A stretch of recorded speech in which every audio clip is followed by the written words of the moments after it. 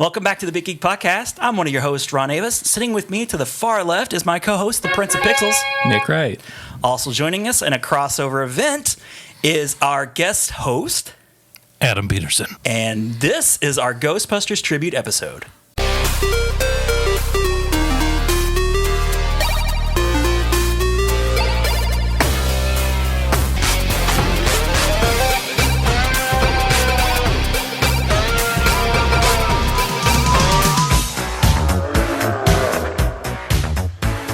That's not bad. We can roll with that. That was good.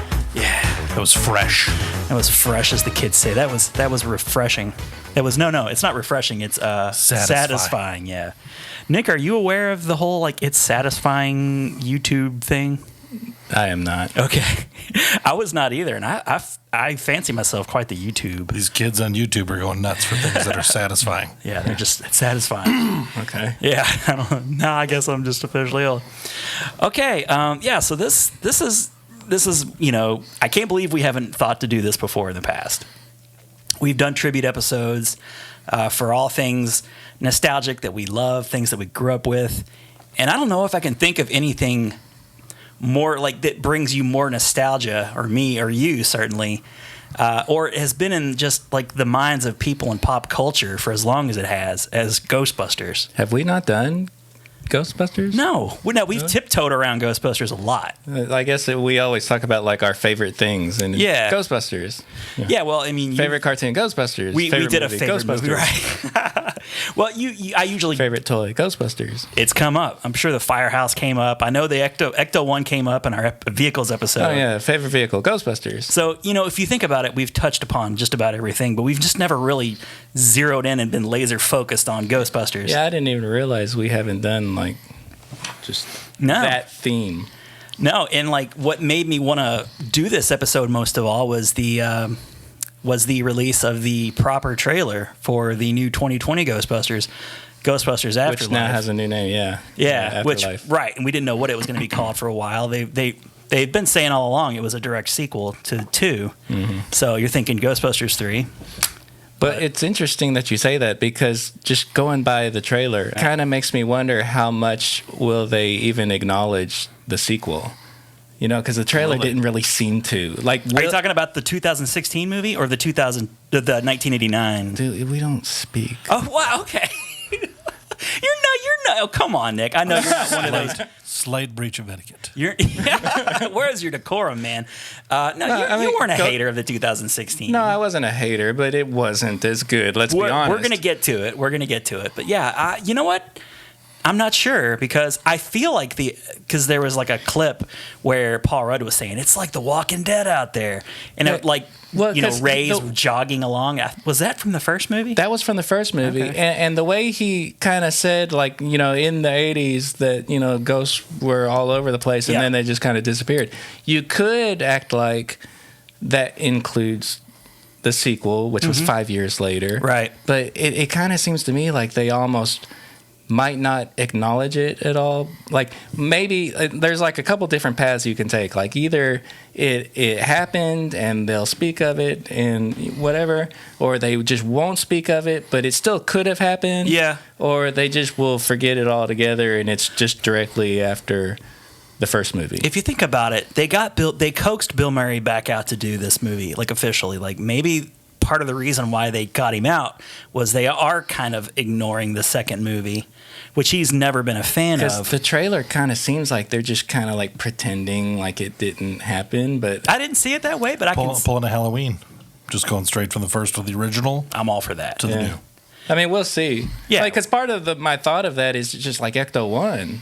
It doesn't have any of the things that Ecto 1A had decked out on it. It looks like the old Ecto. That's 1. what you get from a true fan right there. Yeah, well, yeah, Nick would notice those little details. How many times you have you notice this? No, not at all. Well, I don't notice those things. You don't notice it doesn't have the logo with the two. No, that's true. And I was talking to my brother Mark that you could kind of say maybe like if Ghostbusters 2 like still did happen in this universe, that they could have just temporarily used that logo for like, we're back. But then when things kind of settled down, they went back to the old logo. Yeah. But then it still doesn't have like any of the other things. That is like, a good like catch. it had like that design like all over it, And I haven't heard anybody talk about that in any like little videos that I've watched. Like nobody's really mentioned that. So that I know of. I mean, maybe somebody has. It's got like none of the bling that Ecto 1A had at all. Yeah, with the like LEDs and stuff. Yeah. That's interesting. Okay. We're deep into the like preview. I've already gotten ahead of myself. Let's just keep going with this. All right. So you think it's probably going to be a follow-up to the first one with maybe they'll have some nods to Pink Slime or something? I think that they're definitely going to focus more on the first one and maybe just kind of just not mention the second one much. Yeah. So like maybe it could have happened, maybe, who knows. I think they just kind of won't really talk about it much. Yeah. But then that also begs the other question, what about Oscar? Ooh. Well, Oscar was supposedly like a big there's like part an adult Oscar, then I guess it did happen. Oh, it would have had to have happened, right? So that's a good point. We'll see. We'll see.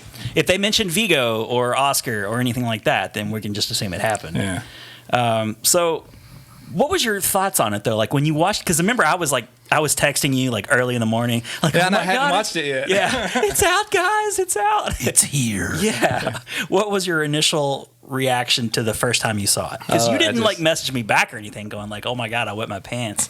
I thought it looked great. Okay. I mean, I'm just really excited. What did you think of that gunner seat? That was cool. I love that. So do you even know like the kind of the reference of that? No. So that I think was like there was some promo art for Return, real Ghostbusters. It looks like a toy thing, doesn't it? Yeah, it was from the merchandise, wasn't it? There was we'll have to like put a picture up. Like I'll find it and I'll show it to you. Okay.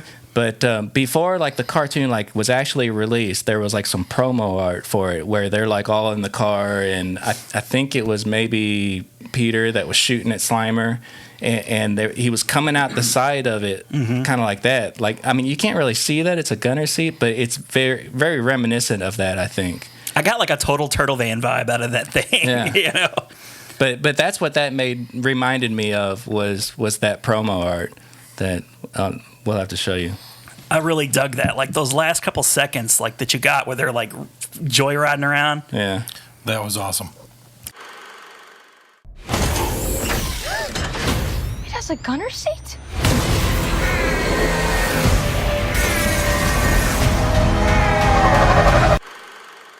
That was really cool. I really like that. So Paul Rudd is just.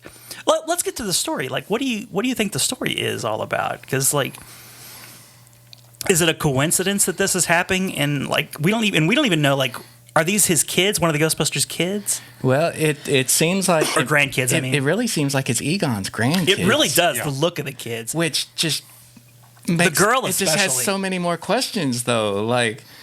Egon must have got pretty busy, right after the first or second movie. I assumed he would have gotten with Janine, but maybe it was Louis and Janine. Well, there was, Louis and Janine. That was, Well, yeah, because, like, in the very first movie, they really played it up like Janine liked Egon. Yeah. Which they continued on with the cartoon. Right. But then when the second movie came out... And if Louis is not going to be in this new movie, too, like, they can totally... Yeah, so I don't know. I mean, the kid... Well, but... Annie Potts is going to be in this, though. I mean, she's in it. Yeah, but the mother, if Janine was the mom, then that mother of the kid would be Annie Potts would be her mom. Oh, it would be. Yeah, if it's a grandkid.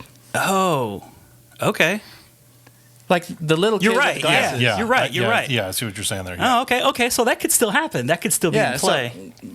So I don't know what'll happen, but it seems kind of weird that they would. They really seem to kind of hint that it's Egon's kids, though. That's totally the vibe I got. Because I mean, hello, it's not going to be. Because they showed. It's not going to. It's not Ray. It's not going to be Peter, probably. Like the little girl's got like the round glasses that looks like Egon, and then when they're talking about my grandfather, then it went to like a shot of the jumpsuit that said Spangler. Right. Well, and it's a really good way within the film to work in, not around the fact that Harold Ramis is. Well, yeah, and she said, like, when my grandfather passed away, and everybody knows Harold Ramis passed away. No throwaway lines in that trailer. Like, so many times, that you get the feeling like people kind of fake you out with the trailers, but maybe they're just being really direct with this one. I don't know. I mean, they could... Who knows? I mean, trailers love to trick you. Yeah. So, yeah, especially these Star Wars ones, these more recent Star Wars ones. J.J. Abrams. I'm okay with it. Whatever. I mean, Rian Johnson did it too. And it even seems like it might tie in with like Zool and Gozer. Yes. I mean, because there was the growl, and then there was like a pterodog. There was a pterodog. Yeah. That looked like a pterodog. Yeah. So So you think it's Zool coming back for a piece? I don't know. It looked like a pterodog foot. So in one of the breakdowns that I saw that Nerdist did of the trailer, and I'm going to lean on you a little bit as far as some of the trivia because I forgot the name. In the one shot in the trailer where there's a mine and it's Shandor. Yeah. Ivo Shandor. Yeah. That he was like the architect of Dana's building. Yeah. Ooh. Yeah. It was like Shandor Mine. Yeah. Are we getting some of that? Yeah. So it really, really kind of looks like it's going back to Gozer. I love that. It's all very exciting. Yeah. It's all very exciting. Oh, and did anybody notice the stack of books? Yes. No, what part was that on? Oh, you didn't. In the When house. they're in the house when they're like getting under the table. And he's like, remember that summer when we died or whatever? That scene right there. Yeah, With in the background. Wolfhard. Yeah, Finn Wolfhard. Finn Wolfhard, right? In the background, there's like a stack he's of doing books. it too. Yeah. No human would ever stack books. Right. It's like the Philadelphia mass turbulence of 1947. Dude, I've got some fun quotes to like talk about when we're going to get to those quotes. I didn't Symmetrical book notice that. stacking. Symmetrical book stacking. I love it so much. The dialogue in the first Ghostbusters is some of the best. Like so many quotable lines. Listen, you smell that? Yeah. I'm going to need a sample of that. Adam, what was your initial thought, instincts, reaction to that trailer? I enjoyed the 2016 one. I tried to fight off as much. I saw it 3 times. Three times, yeah. 3 times opening night. Yeah. And so I tried. Adam's not like your ordinary movie going fan, though. I'm different. But because it was Ghostbusters, like I wanted it to do well. It's like even if it's this is a. You were willing. I mean, that's how I was. Like I really wanted it to do well, and it started really strong. Yeah, it did. Yeah, it did. In all of that, because I enjoyed it, I watched it with my kids. They liked it. It was funny. There were missteps in the 2016 one.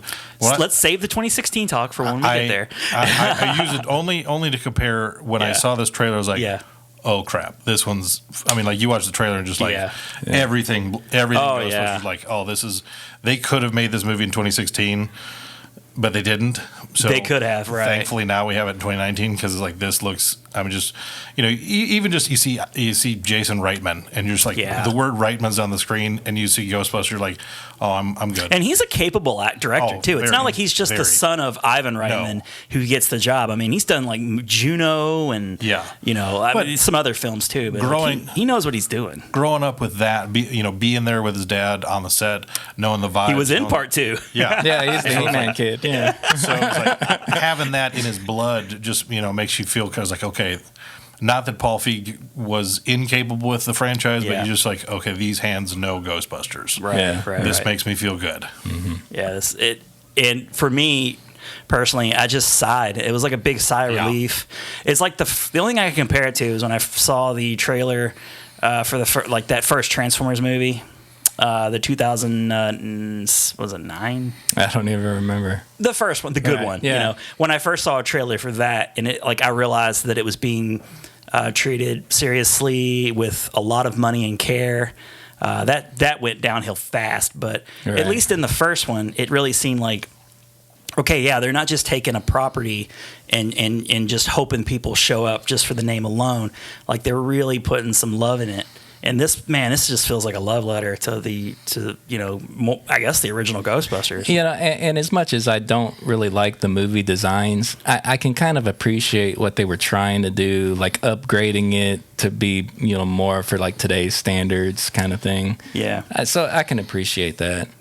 I don't have any problem with a lot of stuff they did in the new movie. All right, so it's safe to say we're all pretty excited to see it.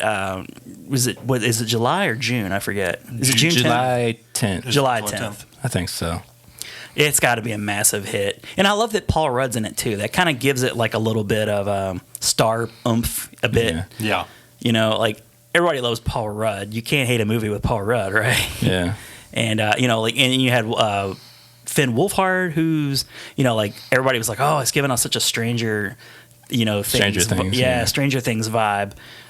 Which McKenna Grace, who I have promoted on the show before. Yeah, she was who I recast. She looks great as the twins from The Shining. I'm just so excited. Like I just can't help but speculate and wonder how much of the original cast going to be in it, because it's everybody, right? Like hasn't Ernie Hudson and Dan Aykroyd of everybody. course. Rick Moranis is like the only one that I haven't really heard. Yeah. They could still film something if they wanted to. There's still time. Well, his whole rebuttal in the 2016 was like, why? Why would I? Why would we need it? It's like, at this point, I would retort to him, like, well, why not? Like, with this movie, I could see 2016. Okay, he didn't know what was going to be in it, but it's like, but now this one's just going to have the buzz. It's like, dude, if you don't get in it, you're just getting left behind. And was he wrong about the 2016 movie in hindsight? I mean, it was kind of cool, at first seeing, when are they going to pop up in cameos? Right. And, everybody got, a little thrill. But, I mean, it was pointless for the most part. Yeah, I mean, the cameos were really kind of disappointing for the most part. Yeah, they were. Annie Potts was the only one that, I wasn't eh. Yeah. Dan Aykroyd's was definitely the lamest, I feel like. I liked Winston's with the Hearst. Yeah, I liked his. That one was probably the best. And Bill Murray's was just all over the place. Yeah. That was really weird. Yeah. It felt very Garfield 2 to me. Do you think they're just going to show up for just a tad little bit, or do you think they'll work them in, weave them into the story a lot? Who knows? I don't know. It's anybody's guess at this point, right? Until we see some footage of them.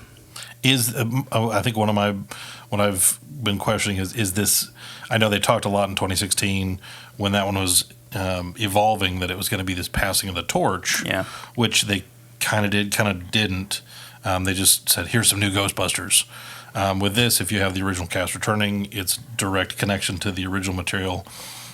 Is this setting up a new franchise? Is this setting up, are we going to pass it on to a younger generation? Good question, because these are children we're talking about. They need to mentor these children. They do. Yeah. That's what I'm thinking. They're going to have to suit up, the right? kids are going to start figuring stuff out, and so then the guys are going to have to come and mentor them and teach them the ropes. And because that was one of the things with Paul Rudd. I mean, he's a very capable piece of this. I was like, okay, he's a good name to have on the marquee for this. But also, I mean, he appears as he's a science teacher. Yeah, I love that he has the memory of. Yeah, he's got that connection to the Ghostbusters. He was a kid, when it happened originally. Is he like the Egon version of Ghostbusters Extreme, where he's he becomes the Ghostbuster and has this younger team? Oh, yeah, maybe he could be he could be a Ghostbuster for sure. I never thought of that, but yeah. Even maybe the daughter, you never know. Yeah. Whole family gets in on it. Yeah, Family Ghostbusters. Yes. I hope it's a major hit. I think it will be. I think just they didn't wait a long time. They came out with a trailer. They didn't make you wait for it. No. Grow, because remember the big thing with the 2016 was the trailer didn't come out for a long, long time. Hey, did you see there's an international trailer with there's a couple of different scenes? Oh, no, I didn't see that. Yeah, I haven't seen they actually kind of mess with the proton pack a little bit. They're out in the field shooting the proton pack. Oh, God. And those sound effects. And one of the kids has the goggles on, and it does a Polaroid kind of thing. He's got the goggles and a Polaroid picture comes out the side of it. Really? And he starts shaking it. That is the best thing I've ever seen.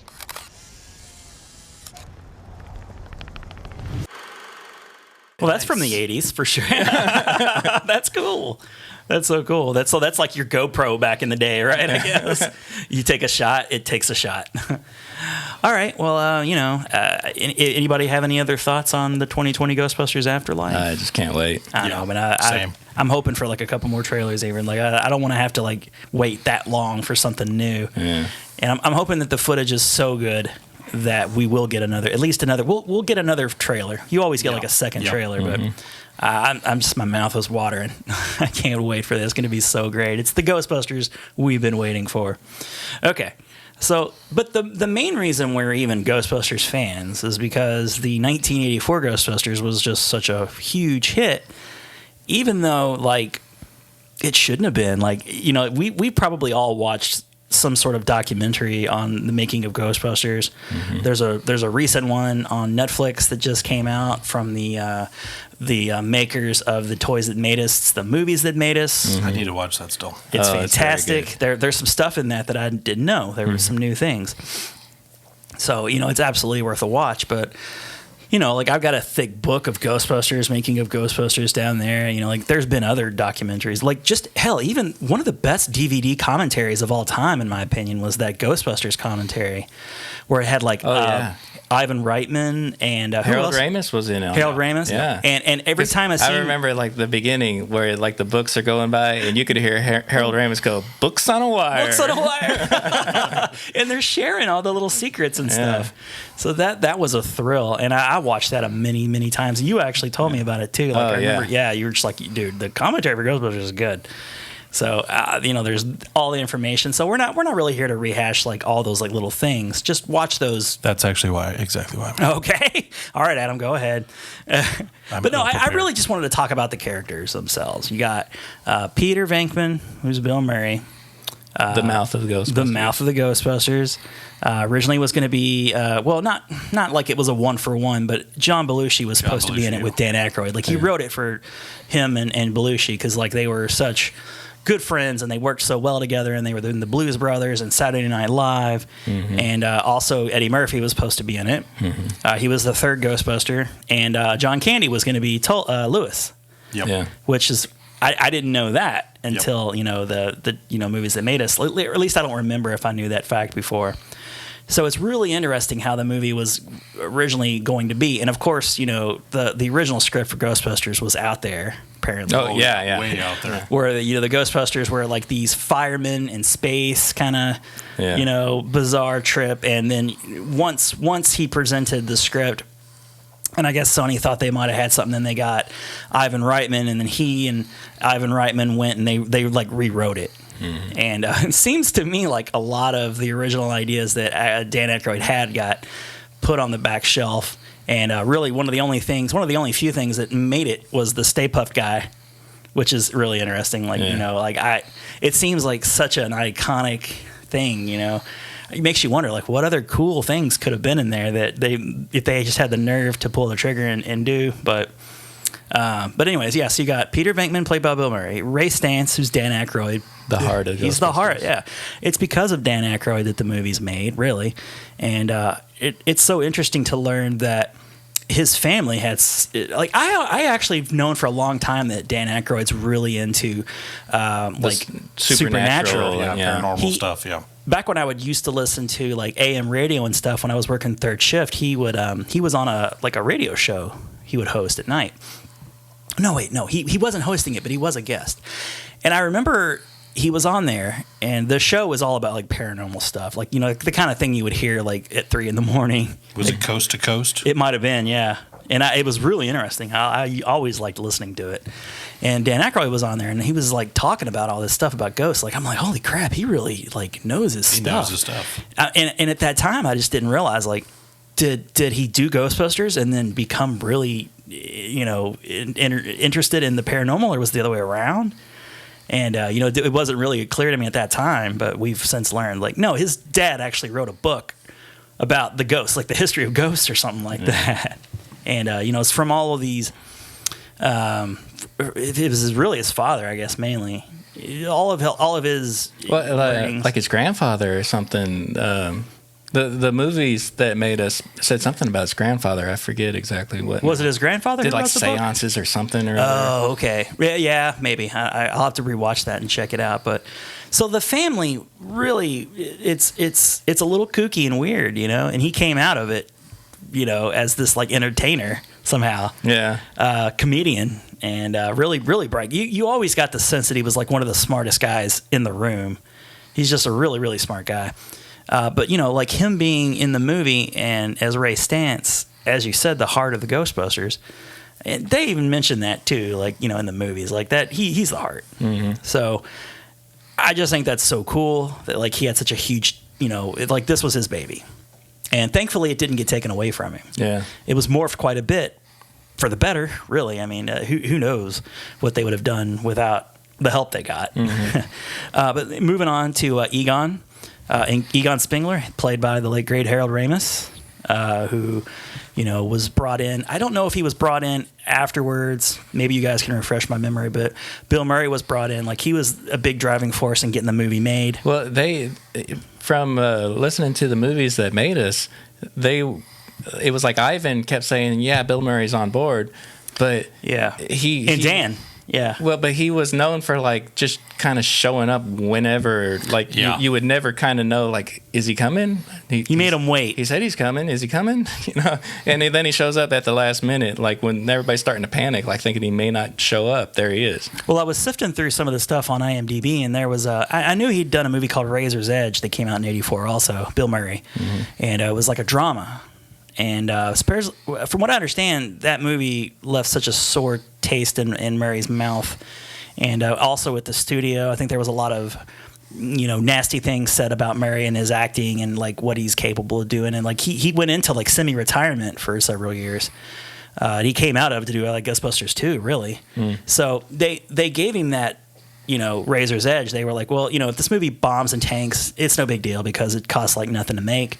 And if there's a chance we can get him to do Ghostbusters, then we'll do this. It was kind of those like backhand deals, backroom deals, or you do this for us, you know, or we'll do this for you if you please star in this Ghostbusters movie. We need you in it. So I don't know. What have you read or heard, Adam? With the Murray, I was curious because I know he and Harold had such a connection from National Lampoon. Yeah. And I'm trying to... Stripes, man. Yeah, Stripes. I mean, they had... I mean, because Harold Ramis was a pretty reliable writer at this point. Yeah. And Ivan Reitman directed Murray and Meatballs, right? And so all three of them, you know, there was some community there. And yeah, I mean, I think really, I wish they would have, because it just, and I don't know as much with the sequel, and I'm not going to jump ahead too far because I know you probably have thoughts, or you know, we'll get to that. But you know, just these things all blend together. It's hard to keep on task. That's what I'm here to try and do, though. You are our leader. I will moderate this conversation as best of my ability. But yeah, I mean, just you know, because that's what Bill Murray was known for, was just. You know, Bill's gonna, and he's. I mean, even still to this day, that's kind of. I mean, Bill Murray just like he just shows up and plays. They're like, oh, Bill Murray's here. Oh. It's like, are they filming a Ghostbusters? No, he's just. Playing. And then he'll like ad lib his lines. Yeah, yeah. And from what I understand too, is like a lot. Well, let's just jump to Winston. So Winston Zedmore, played by Ernie Hudson. Ernie Hudson, when he read the script, he was, as we've learned in previous documentaries and other things, he had a much bigger role in Ghostbusters, but his role kept getting cut because they were encouraging, like the studio wanted more from Bill Murray. They're like, we need more Bill Murray lines. So he kept getting cut back to make room for those ad libs. And Bill Murray, he was famous for the ad libbing before the whole Seth Rogen, you know, generation. Kevin Feige, you know, whatever, like Paul Feig, right? Yeah. You know, that just sort of became a thing. But back in the day, I don't think people really cared for that. It was kind of like a taboo thing to do. And you know, poor Winston. But I think he really made the best of what he had. Yeah. And I really like the point that they've always made, that he was like your point of view character. Yeah, he's like the everyday man. The everyday man, yeah. That's a big Twinkie. Yeah, he got some great lines still. Like he still got some great lines. Like, you know, if there's a steady paycheck involved, I'll believe in whatever you want. You know, so like he had some great lines. I was deemed the Winston character, and like the whole was the what's the visual villains. Yeah, visual villains. Yeah. Like I kind of came in as the fourth guy temporarily. So those are your Ghostbusters. Those four guys. Then you had Janine Milnitz, who played by Annie Potts, who was phenomenal. I loved her character, and as you said, Nick, the chemistry, or I guess supposed chemistry, that they were really trying to not force, but they were leading that relationship with Egon, and I liked it a lot too. Like I thought it was pretty natural, because like Egon is kind of the nerdy guy, and she's, I don't know, like she's Annie Potts. She's kind of hot for sure. And I love the one scene where like dropping off or picking up. It's my favorite line of hers. I mean, she's dropping off. Yeah, and of course like the we got one scene. Oh my god, it's so great. Dana Barrett, Sigourney Weaver, the customer, the first customer. Well, not the first customer, but one of the first big clients, I guess. And obviously, she was supposed to. She was there for Bill Murray. Like Bill Murray had to have like a leading woman, as part of the deal. And she was great coming off of Aliens and not Aliens, but Alien. Yeah. She was Ripley, and then she was also, I think, in Gorilla the Mist before that. So she was more known for dramatic roles, action roles. But she was funny. She was fine. And then the last person I got is Lewis. He was great. Yeah, it was great. And the thing that I learned that just like blows my mind is like when John Candy came in, he just couldn't understand the role. Yeah, and he was like supposedly wanting to do like this ostentatious German accent and he was to have many German shepherds with him, and he just he was trying to pitch some things and they were just like no. But then Rick Moranis, it was his idea to make Lewis. Like they didn't have that all worked out. Like it was him that was to do the nerdy kind of buttoned up guy. Well, I mean, just thinking about it, I could kind of see it from John Candy, because when you think about the character Lewis Tully, this would have been somewhat of a repeat of his character in Vacation. Yeah, and even though if he were to play it that way. If he were to play it that way, it's like, and he still, I mean, by '84 he had a fairly budding career. It wasn't that he would have got typecast. He had Summer Rental, and so he was starting to hit the scene. He was starting to hit Brewster's Millions. You could see that. Okay, you would write this character to like, okay, John Candy could play this. We've seen him play this, but from John Candy's perspective, he's like, well, I'm kind of too big for that same role to play again. I want to do it this way. I want to do it that way. Have some fun with it. But I like that he tossed it out to a Second City, friend of his, Rick Moranis, get him in the mix. Yeah. So, I mean, because really now, I mean, Lewis Tully is iconic in that way. Oh, my gosh. Anybody, I mean, even thinking about John Candy would have owned it and would have done great. But I was like, I'm glad it's always difficult to imagine another big name in an iconic role. I think like you tend to think like it wouldn't have worked out, but he might have made it work. You don't know. I mean, he could have done the German thing with German shepherds and the Germans. Nice doggy. Yeah. Maybe I've got a milk bone. Okay, who brought the dog? But speaking of the terror dogs, like I remember how horrible even like the terror dogs looked back in the day, and that one of the things I liked about the movies that made us is like they really mentioned how the movie was like being held together with Scotch tape, like they couldn't hold on a special effects scene for more than a second because like it would just all fall into pieces. Like I love that they showed a scene of the building, the apartment building that Dana lived in, and they had like matte painting and like there was like it wasn't even connected all the way or something, like one corner of the building. Yeah. Like it was just, I'd never noticed that. Yeah. So they formed a special effects studio of one ILM guy. What was his name? What if I got it here? Gary.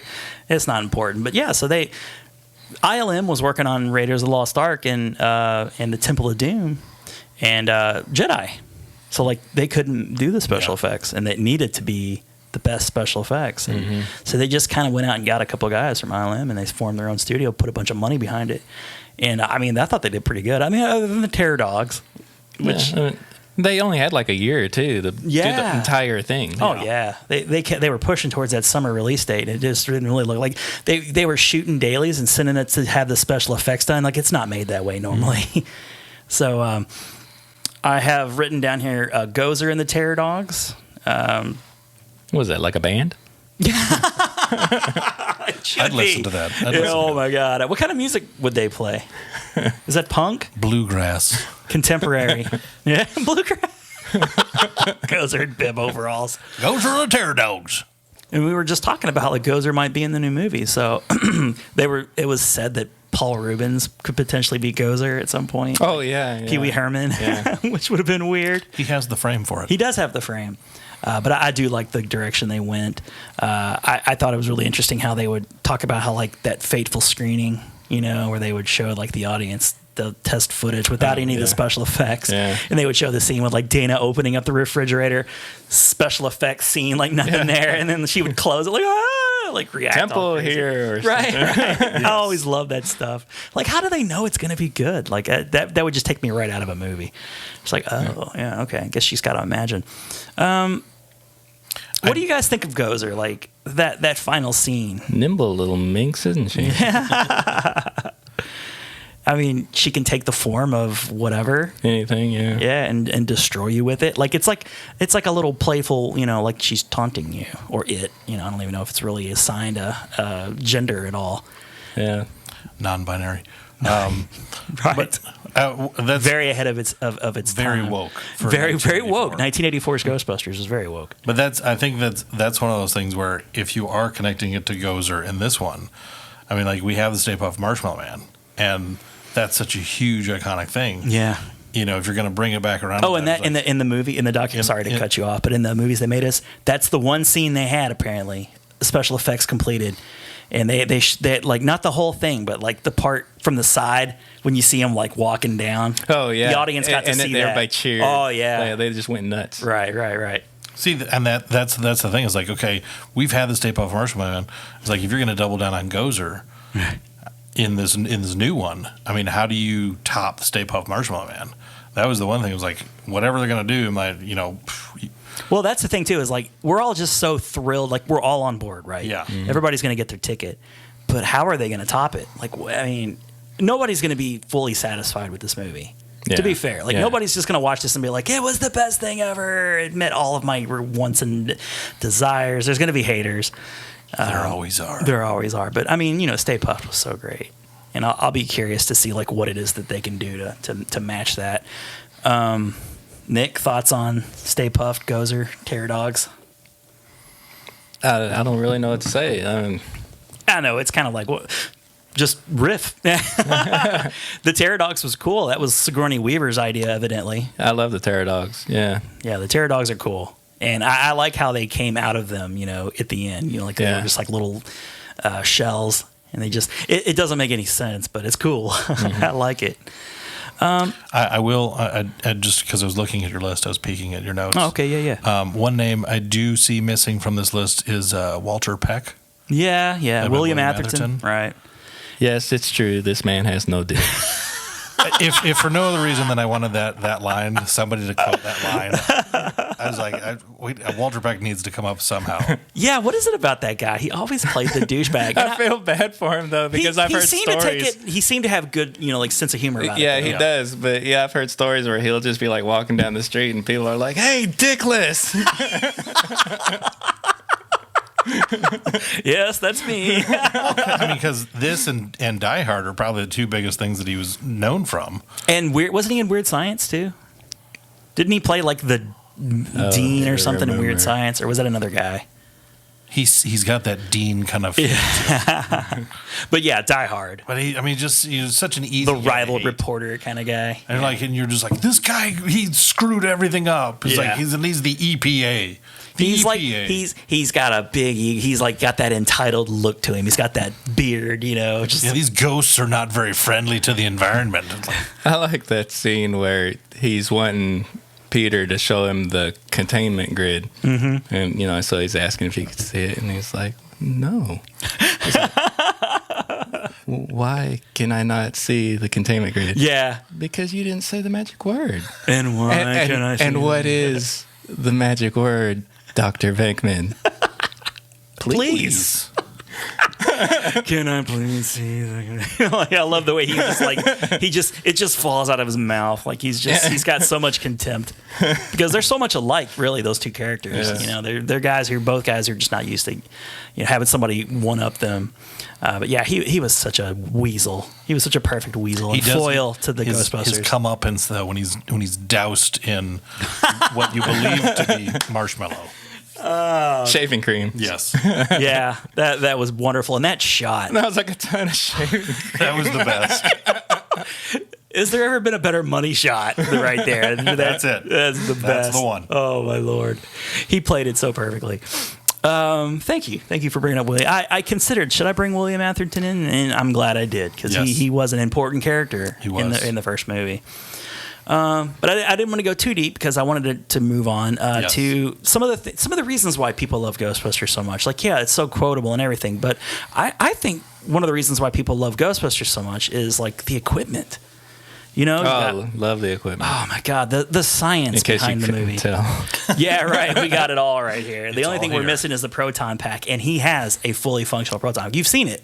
Well, in our one of our episodes. That was 1.0. 2.0's coming. Right. It's not done yet. Yeah, that was just the first attempt. Yeah. But yeah, let's talk about the proton packs, which apparently was inspired by old military flamethrowers. Y'all ever heard that before? I hadn't really heard that. I can see that. Yeah, it makes sense. One of the original concepts, I think, behind the whole proton pack thing was like they had wands apparently. Mm-hmm. In that first draft. Like, I don't know why they would have wands. They call the gun a neutrino wand. Yes. I mean, they call it a wand. But they kept it that way, right. So, but yeah, it's a really interesting design. It looks realistic. It's absolutely ridiculous, when you think about it. But I love the scene in the elevator of the hotel when we haven't really had a chance to fully test these. Oh, and they switch it on, and the dude backs up. Let's get ready. Switch me on.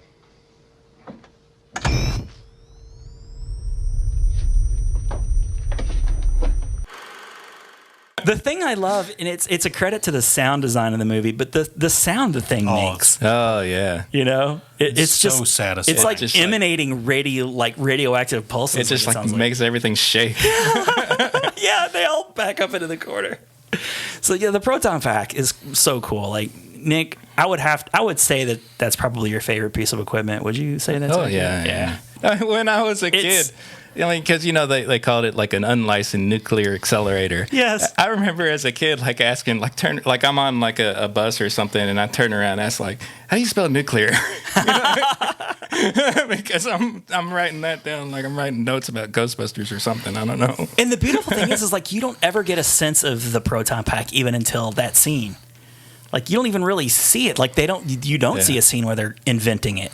It's just there. Well, right before Annie Potts does the we got one and then rings the bell, they're all eating Chinese food. Right. Egon's sitting there fiddling with something. He's got a screwdriver and he puts it down. He takes a bite of food or whatever. Right. He's messing with the gun right then. Yeah, the wand or whatever. Yeah, that's the first time you actually see a little bit of it.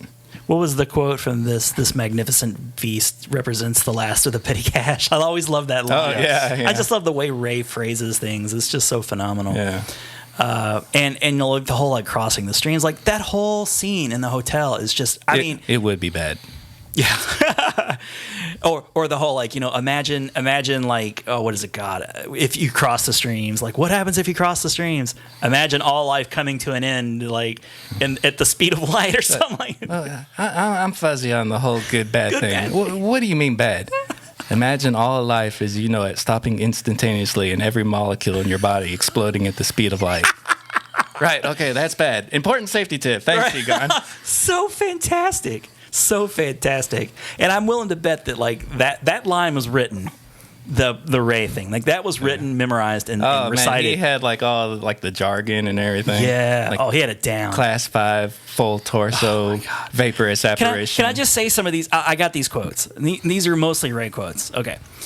Yeah, sir, what you have here, what you had there is what we refer to a focused, non-terminal repeating phantasm, or a Class 5 full roaming vapor, and a nasty one or whatever. Yeah, a real nasty one, too. I love the total protonic reversal. Like, I love the, like, duh, you know, like, thing that he does. That's crazy. Symmetrical book stacking, just like the Philadelphia mass turbulence of 1947. Yeah, I already did that one. Yeah. I had to read it. So, I ordered you to cease and this is the Ray when he speaks to Gozer. I order you to cease and dismiss all supernatural activity and return forthwith to your place of origin or to the nearest convenient parallel dimension. Yeah. I love that line. Yeah. That's so great. And the last one I have here is if the ionization rate is consistent for all ectoplasmic entities, we could really bust some heads. Like, it's just the way he says it, you know. It's like the bust some heads part's kind of cool, but like, you know, like the jargon part before it, just some of the lines. Yeah, that's when like he and Egon were like coming up with like how to actually catch a ghost. Right. Which Dan Aykroyd read some sort of like book. Oh, yeah. When he was coming up with the whole concept of possibly capturing he was always reading those books anyway. Yeah, that's so cool. Tobin's Spirit Guide. Yeah. Oh, yeah. And what was his bookstore in the second? Ray's Occult. Yeah. Ray's Occult. Anyways, I just wanted to go ahead and get some of those lines out, even though I butchered some of them pretty bad. PKE meter, which is this little guy right over here, which was really just a homing signal, really, just kind of let you know if you were near a ghost. Yeah. So cool, you know, like it looks totally official. They're waving it around. The little flaps are going up and down. Yeah. You don't know what's going on with that thing. How do you read that? Lights start going faster. Right. But it reminds me, remember in Aliens? The wings go up higher. You know, in Aliens, when they were tracking the aliens and they had like the little pulse thing, it always reminded me of that. Yeah. The goggles that you have over there, you know, you pop them on, you get like all kinds of like little overlays and neat stuff. Ghost traps. This guy right here. I mean... Don't look directly into the trap. I looked at the trap, Ray. It's so subtle of a detail, but the little hazard strips on top. I love that. Oh my god! Like, you know, you get with like heavy equipment, just like a caution hazard. It's when I was a kid, like anytime I'd see like the little caution tape or whatever, I'm thinking about a ghost trap. Right. That's a really neat thing where you just kind of roll it out, stomp on the lever, and then you pull them down like that. I mean, they had to come up with this stuff. All of this they came up with. Yeah. Because you can imagine, like, did Dan Aykroyd have all that stuff figured out, or did they kind of team create some of that stuff? Yeah, I don't know. Yeah, I don't really know any of those things. I mean, I think he had like the concept, but maybe not the design. Well, yeah, maybe the special effects guys had their notes. Well, I mean, think about how in the 80s, how prevalent it was to take all these I mean, because this is well before it was geared towards kids. Yeah, with the cartoon. Yeah, I don't think the first one's really geared towards children at all. No, but not at all. When you think about as much as they put in it, as cool as the stuff was, without that kind of forethought of what can we sell from this movie, what can we market, and I was like, to have as many cool things as they ended up with, you're like.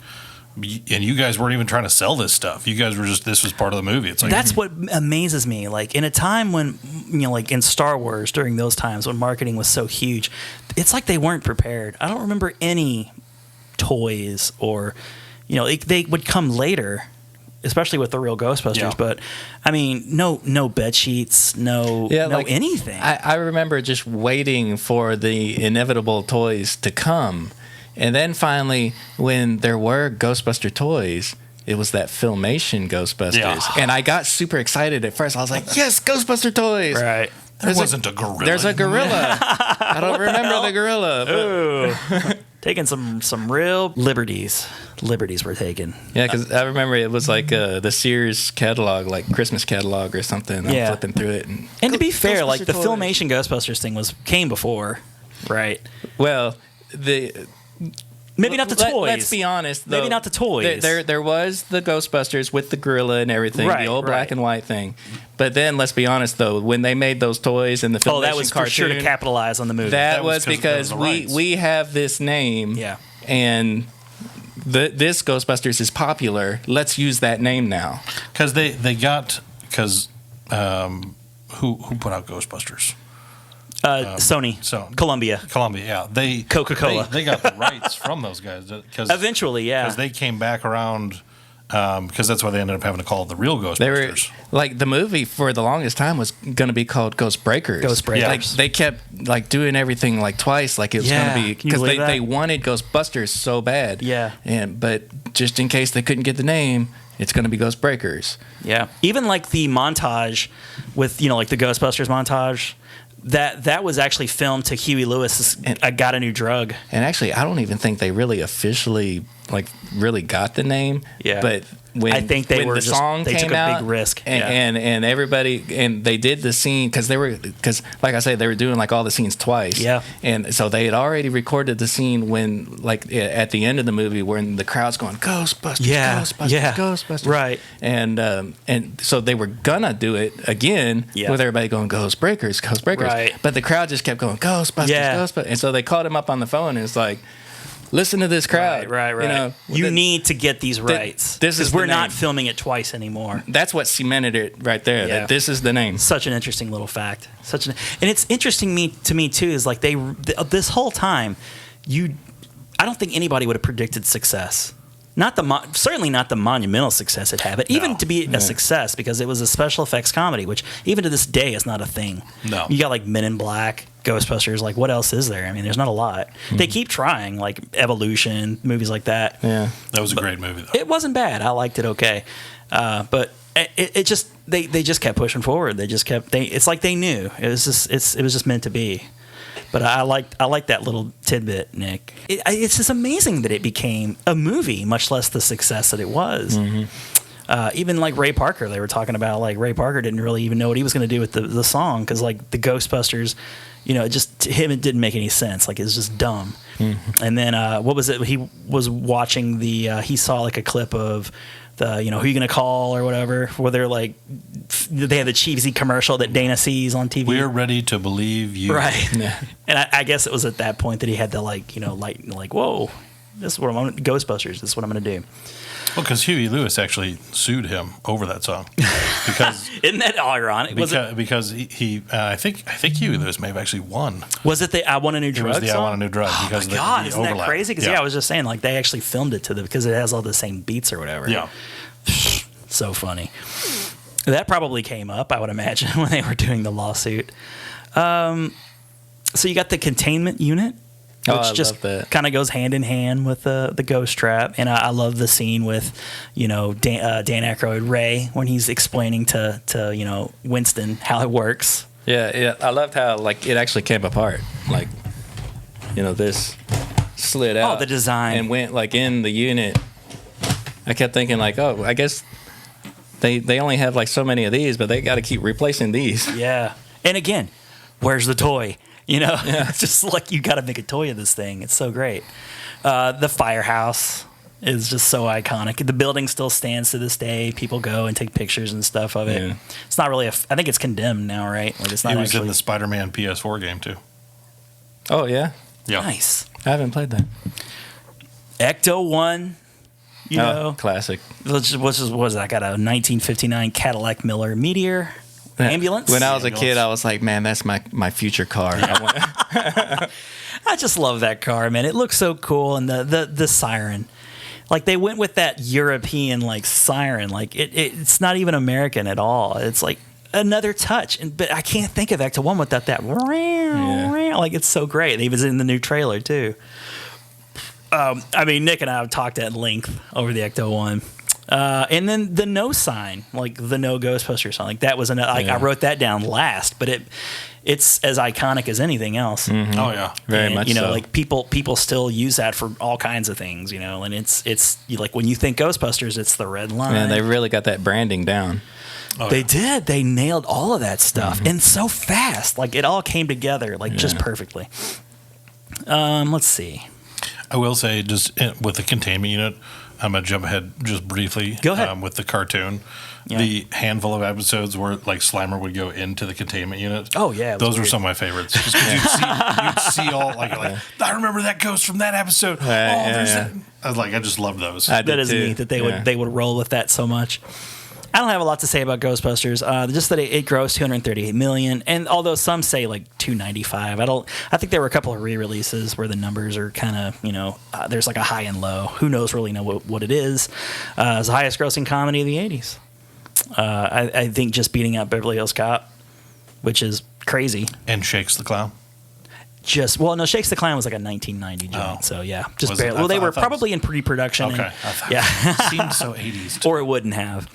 The last thing I have is Slimer. I think that's just really the last thing, like just the last big piece of the puzzle. Onion? I love the look of Onion Head. Yeah. I was really kind of disappointed that they changed the look for Ghostbusters 2 to be kind of more like the cartoon, Yeah. A lot of it was really changed did to not look like the that. cartoon, right? I love the way he looked in the first movie. It's interesting how they would, in the documentary or whatever, they'd say, like, we want it to look like John Belushi. Yeah, it was an homage to John Belushi. But the designer had already made He really did nothing. Did nothing. And it was like, there you go. How's that? Oh, it's great. Oh, it's great. Yeah. That's totally John. I love that. It's just like, I can't do anything now. How am I supposed to make it look like John Belushi? John always had a mouthful of hot dogs. He did. Always. That was what he was known for, That's for what sure. known for. And popping zits, like cream filling to look like a set. Is there anything else we could really mention about Ghostbusters? I mean, it's such a classic movie. I mean, whenever it gets re-released, I try to go. We did that one time a couple of years back. We went to see it. I still have that ticket too. Do you really? Yeah. It's so special because we never saw it as kids in theater. I didn't. I don't know if you did. No, I didn't see it in the theaters. In fact, I remember when it was in theaters, I was so excited that I wanted to see it for some reason. I don't know how I got this impression this is something I need to see, but. That is interesting. I do remember mom and dad watched it on HBO first to see if it was okay for me to watch, and they let me watch it. And what about the scene where Ray's about to get a blowjob though? How did they approach that little scene? I hate it that's in there. Well, I hate it. It is kind of weird, and it always just kind of just went over my head as a kid. And, me too. Plus though that when because then after that, because I'm sure I saw it when it was on HBO, but then when you see it on TV, that is always cut. Yeah, and so that's true. When I do see it, if I'm watching the Blu-ray or something, it's oh yeah, I forgot about that. And he plays it cartoony. I mean, he does the eyes crossed and all that kind of crap, but it's just so weird and out there. But yeah, every time I see it, it's I kind of forgot it was even there because I'm not even really used to. And it seems like that makes me wonder, if Dan Aykroyd totally had his druthers or whatever, his way, would more of that stuff been in there? I don't know. Who knows? But it seems kind of like Meatball type comedy too. That could have been an Ivan Reitman thing, Yeah, this is gonna be great. Kids are gonna love, not kids, but people are gonna go nuts. Kids are gonna love this. People are gonna go nuts for that invisible blowjob scene. I think the only thing that mom and dad were I kind of remember them talking about was just wondering if I would get scared at the scene wwhere the hands come up out of the sofa. That was really scary. That was the one thing they kind of mentioned, but we're we'll let you watch it though. When I watched it with my kids, that scared Allison. Yeah. So who wouldn't scare? That was, in talking about movies you probably shouldn't have watched when you were little. I remember seeing that scene. So it didn't disturb you, but nothing really bothers you, I don't think, anyway. We've talked about this in the past. The death of Optimus Prime faced you not at all. I mean, you could just watch anything and be I'm good. I'm so even keel. Adam, how old were you when you saw Ghostbusters for the first time? Do you remember when and where you saw that? I think the first time, it was funny because I was kind of just remarking about this over the weekend. I think my grandma had it on. It had been recorded on a VHS. It wasn't even the VHS of it. I don't remember if we rented it or if it was that I saw it there on TV recorded at her house. But every time, because that was the thing, every time we would go to my grandparents' house, and they lived a couple hours away from us, we visited regularly, but that was one of those things I wore that tape out. I would always watch that tape. So I think that was the first place I ever. And when was this? Would have been you? This would have been, I was probably 5 or 6. Oh, wow. Okay. Because, it was 1 when it came out. It came out in 1984. So I was only 1 when it came out. Now, did you say if this was taped on HBO or something, or was it edited for television? I'm trying to remember. Because I remember the blowjob scene. So it's it's when I was I don't think my creativity was quite that. It's like, I bet there was a blowjob. Definitely a blowjob. If I was making this movie, that's where I'd put it. But so I mean, it wasn't edited. There weren't commercials edited out. So I think it was probably an HBO run. Yeah. So yeah, I think that was probably the first time I remember seeing it. Nick, we probably talked about this, but do you remember the first time your parents rented it or was watching on HBO? No, I think it was just on HBO. Okay. But I do remember just always, like, if I was ever in a video store, just loving just looking at the box. And I love that the black box. It had that red trim on it. Yeah. And on the back of it, there's a picture of Slimer. You know, I loved looking at the box. I have an unusual memory about that box. So around this time, I think was like the whole VHS beta thing, and Sony was beta. Like they made the beta, that was their format, and they had those little boxes. I remember like there was that time when like there was both VHS and beta in video stores, and I saw the little Ghostbuster boxes. So, and there were a lot of those. So, but it's so appealing. It's just black, like you said, with the red trim. Yeah, I kind of remember the whole VHS beta thing when we bought E.T. because we accidentally got the wrong ET and had to take it back to like Target or wherever. They were little boxes though, right? Weren't they smaller? They were smaller, yeah. But yeah, we grabbed the wrong one, made the mistake, and this is not what we have. Yeah. We need to get a VHS. We didn't have to go through that again until like the whole the DVD HD DVD. Yeah. Yeah, that was the last time we haven't had to deal with that since. It was a mess. It's a shame we got to move on, but we do need to move on. So from there, I was like, how do I put this in a timeline? I went ahead and put. I talked about merchandising, so like merchandising. Yeah, as Yogurt would say, where the real money's made. But yeah, there were some video games. There was an NES game, and there was a Genesis Ghostbusters, game. the video game. Ghostbusters, the flamethrower. But I want to talk about the real Ghostbusters next, because that really kind of comes up next. So you're just going to bypass that Atari Ghostbusters game that was terrible? Yeah. Okay. Yeah, I'm just going to bypass. Fair enough. I mean, do we even need to talk about the NES and Genesis version? We don't. No. There were some video games. We've talked about them before. We have, and that's I mean, they were neat. I'd actually forgotten all about the Genesis one because we had this conversation. We did. So let's not go over it again. Let's not bore Adam with this crap. But yeah, so the real Ghostbusters, which debuted in 1986 and ran through 1991. And as odd as it sounds, like Ghostbusters was such a phenomenon, you would just assume sequel. But wasn't it kind of really the success of the real Ghostbusters that pushed them towards a sequel? I think so, yeah. And, there's all kinds of like things going on behind the scenes that we were never aware of and will never be aware of probably still. Like the whole Murray thing. Yeah. He wasn't acting, so they couldn't make a movie without him. So he didn't want to do a sequel. Yeah, he'd always rebelled against it, and so we'll get to the two. But yeah, the real Ghostbusters, which came out in 1986, ran through 1991. Just let's talk about the similarities for starters. Like what did the cartoon get right? The tone. Yeah. The tone, because that's from the intro of the cartoon right off the bat. That series, because I've shown it to my kids, that series holds up. I mean, like, I haven't seen it in quite some time, so I'm going to be like relying on you guys a little bit more. Especially the early episodes before they switched over to Slimer and the real Ghostbusters. Yeah, and I didn't. When it started switching over that, it started getting a lot sillier, and I didn't really like it. When did they switch from Lorenzo music to Joey from Full House? Yeah, see, and that's already when I started kind of not watching it as much. Also, was that around the time of Real Ghostbusters too? Like, because Arsenio Hall was always Winston, right? Yep. Yeah, and Frank then he was Ray, but then it got switched over to Raphael, the voice of Raphael, whoever that guy is. Rob Paulson or something like that. What's Egon's name? Maurice LaMarche. Yes. Was he always the same? I think so. Because he even came back for the Extreme Ghostbusters, and voiced Egon in that. Mm-hmm. The tone was good, and it was huge that they got the song. Yeah. And that intro really just is amazing. It's one of the best intros. The intro, yeah. There's so much love and attention and money that went into that opening sequence that you just can't help but get pumped for it.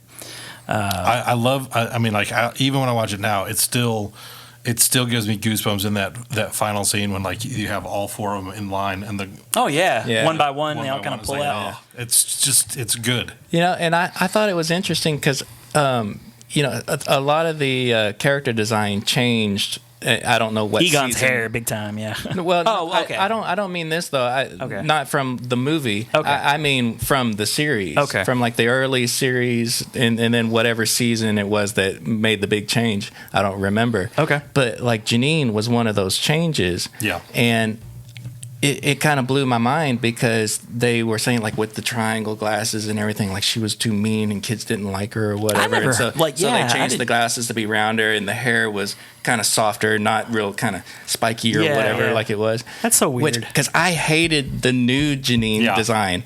I loved the first design. I mean, I thought she was hot. Yeah, right. She was hot. Totally. So it just kind of blew my mind that when I was reading. Well, and they added Lewis, right, in the later seasons of the real Ghostbusters. There was a cartoon design for him, but I'm not as familiar with like that era at all. I feel like they added him in after the movie came out, the second Ghostbusters came out. Like he might have got added in. Well, and because they had like some weird evil scientist that was chasing, like because he was after Slimer. That was when it got real cartoony. Mm-hmm. I was like, because the first, I think, 2 or 3 seasons, it was, I mean, like, because they were going off of like real, like, supernatural lore, like Sam Hain, and I mean, things I that love people, the Sam Hain episodes. Oh, those were great. I mean, like I remember as a kid watching with the Boogeyman. Mm-hmm. Oh, he was. I mean, like it was like these ghosts are scary, and it was. I liked it back then, and I really appreciate it as an adult because I'm like. They were taking some serious chances there. I mean, like in making a series that could, legitimately be. This is geared towards kids, but it could be scary for kids. There was a line in the toys where there was like the Universal movie monsters. Yeah, was that earlier? Were they featured in the cartoon? The toys and the cartoons did not really intermix, at all, really. Like that's a good thing, probably. Yeah. Well, and it's kind of a shame though that there weren't toys of like the Boogeyman or Sam Hain or whatever. Okay. Yeah. The toys were like its own thing. Like Slimer wasn't even Slimer; it was Green Ghost. Yeah. When there was like that first run of toys was like right before the cartoon came out, but it was the cartoon designs for like the guys, and all there was like the Stay Puft Man because everybody knows Stay Puft. Did Slimer come with somebody, or was he sold separately? He was separate. He was huge. He was bigger than the guys. Okay, it's so weird. Yeah, I don't remember that at all. It would have been cool too to go vice versa and have some of the toy designs actually show up in the show. Some of the ghost toys that they had, it was like, okay, they were just all so bizarre, is what I remember about the toys. Like their like backs would open up and they would become like huge mouths and weird stuff, like, which is fine. And maybe I just didn't watch the cartoon as much as I thought I did, but I just assumed that all those guys were in there, but they weren't, huh? Oh no. I need to get that because is it on Blu-ray at all? The real Ghostbusters. I don't know. Because you know how I am. Like I don't do standard definition. There was like a box set a while back, but I don't remember if it was Blu-ray or DVD. Yeah, I know because I have the one that's in the shape of the firehouse. Yeah, that's what I'm thinking of. And those are all. Is that what you have? That's standard definition. That's okay. No, I don't even have it. Standard definition. I know. Oh, you don't have it? No, I don't have it. Yeah. Wow. Surprising. Keep that in mind. I'd love to disappoint you. No, that's fine. That's fine. How did the series end? Did it have an ending? I don't know. You were out of it already, but well, you think about like 91, you were maybe still into Turtles or not at all. Maybe we just weren't into much of anything at that point. I don't know. No, we were into Batman the animated series. Oh, yeah, that's what we were into right there. And Animaniacs and all that stuff. Yeah. That was the thing. It was like by that point, because the series was really good for a couple of years, and then you start getting geared up for Ghostbusters. It always goes that way. They always put so much love and effort into the first couple seasons. Turtles was the same way. I really, really like that one episode. Was it called? Citizen Ghost, where it followed the events of the first movie. And their suits were like infected with, like the suits became like evil versions of the Ghostbusters. Because you know how they kind of gave an explanation for why they all have different colored suits in the cartoons in that episode. Remind me, I don't remember that. Well, so it was like the story took place like right after they like got back to the firehouse from defeating Gozer, and there's like a hole in the roof and everything. Oh wow, okay. And so the first thing like Egon says is like they take off because they've all got the same color suit like behind me here, right? And Egon's like, oh, these are contaminated with supernatural whatever, and burn the suits. But he tasks it to Peter to burn the suits, and of course he just puts it in the box and like shoves it under the under the lazy unit. He's so lazy. He's like, yeah, sure, I'll get to it. But you should never leave an important job to Peter. Anyway, they end up like getting a life of their own, and they have to defeat them or whatever. But it was a really cool episode. I liked it. I'll have to check that out. I loved because they brought Stay Puft in, was it 2 or 3 episodes? There was a couple. Because I think the first time they showed him, he was a villain, and they had to contain him. But then they brought him out at least one more time, maybe twice. Yeah, like Slimer went in there to go find him one time. I remember. And he worked with the Ghostbusters, because I think it was like a giant praying Gozer mantis. worked with the Ghostbusters? Well, in the cartoon, they didn't really consider him to be Gozer. It was just the Stay Puft Marshmallow. He was just the Stay Puft Marshmallow. Okay. But yeah, he came out because I think it was like a giant praying mantis or something like that. That he had to fight. Yeah, like hid underneath like his little sailor suit when it got out of the containment unit. And he was huge, right? Yep. Well, it was like a manta ray. That's so awesome.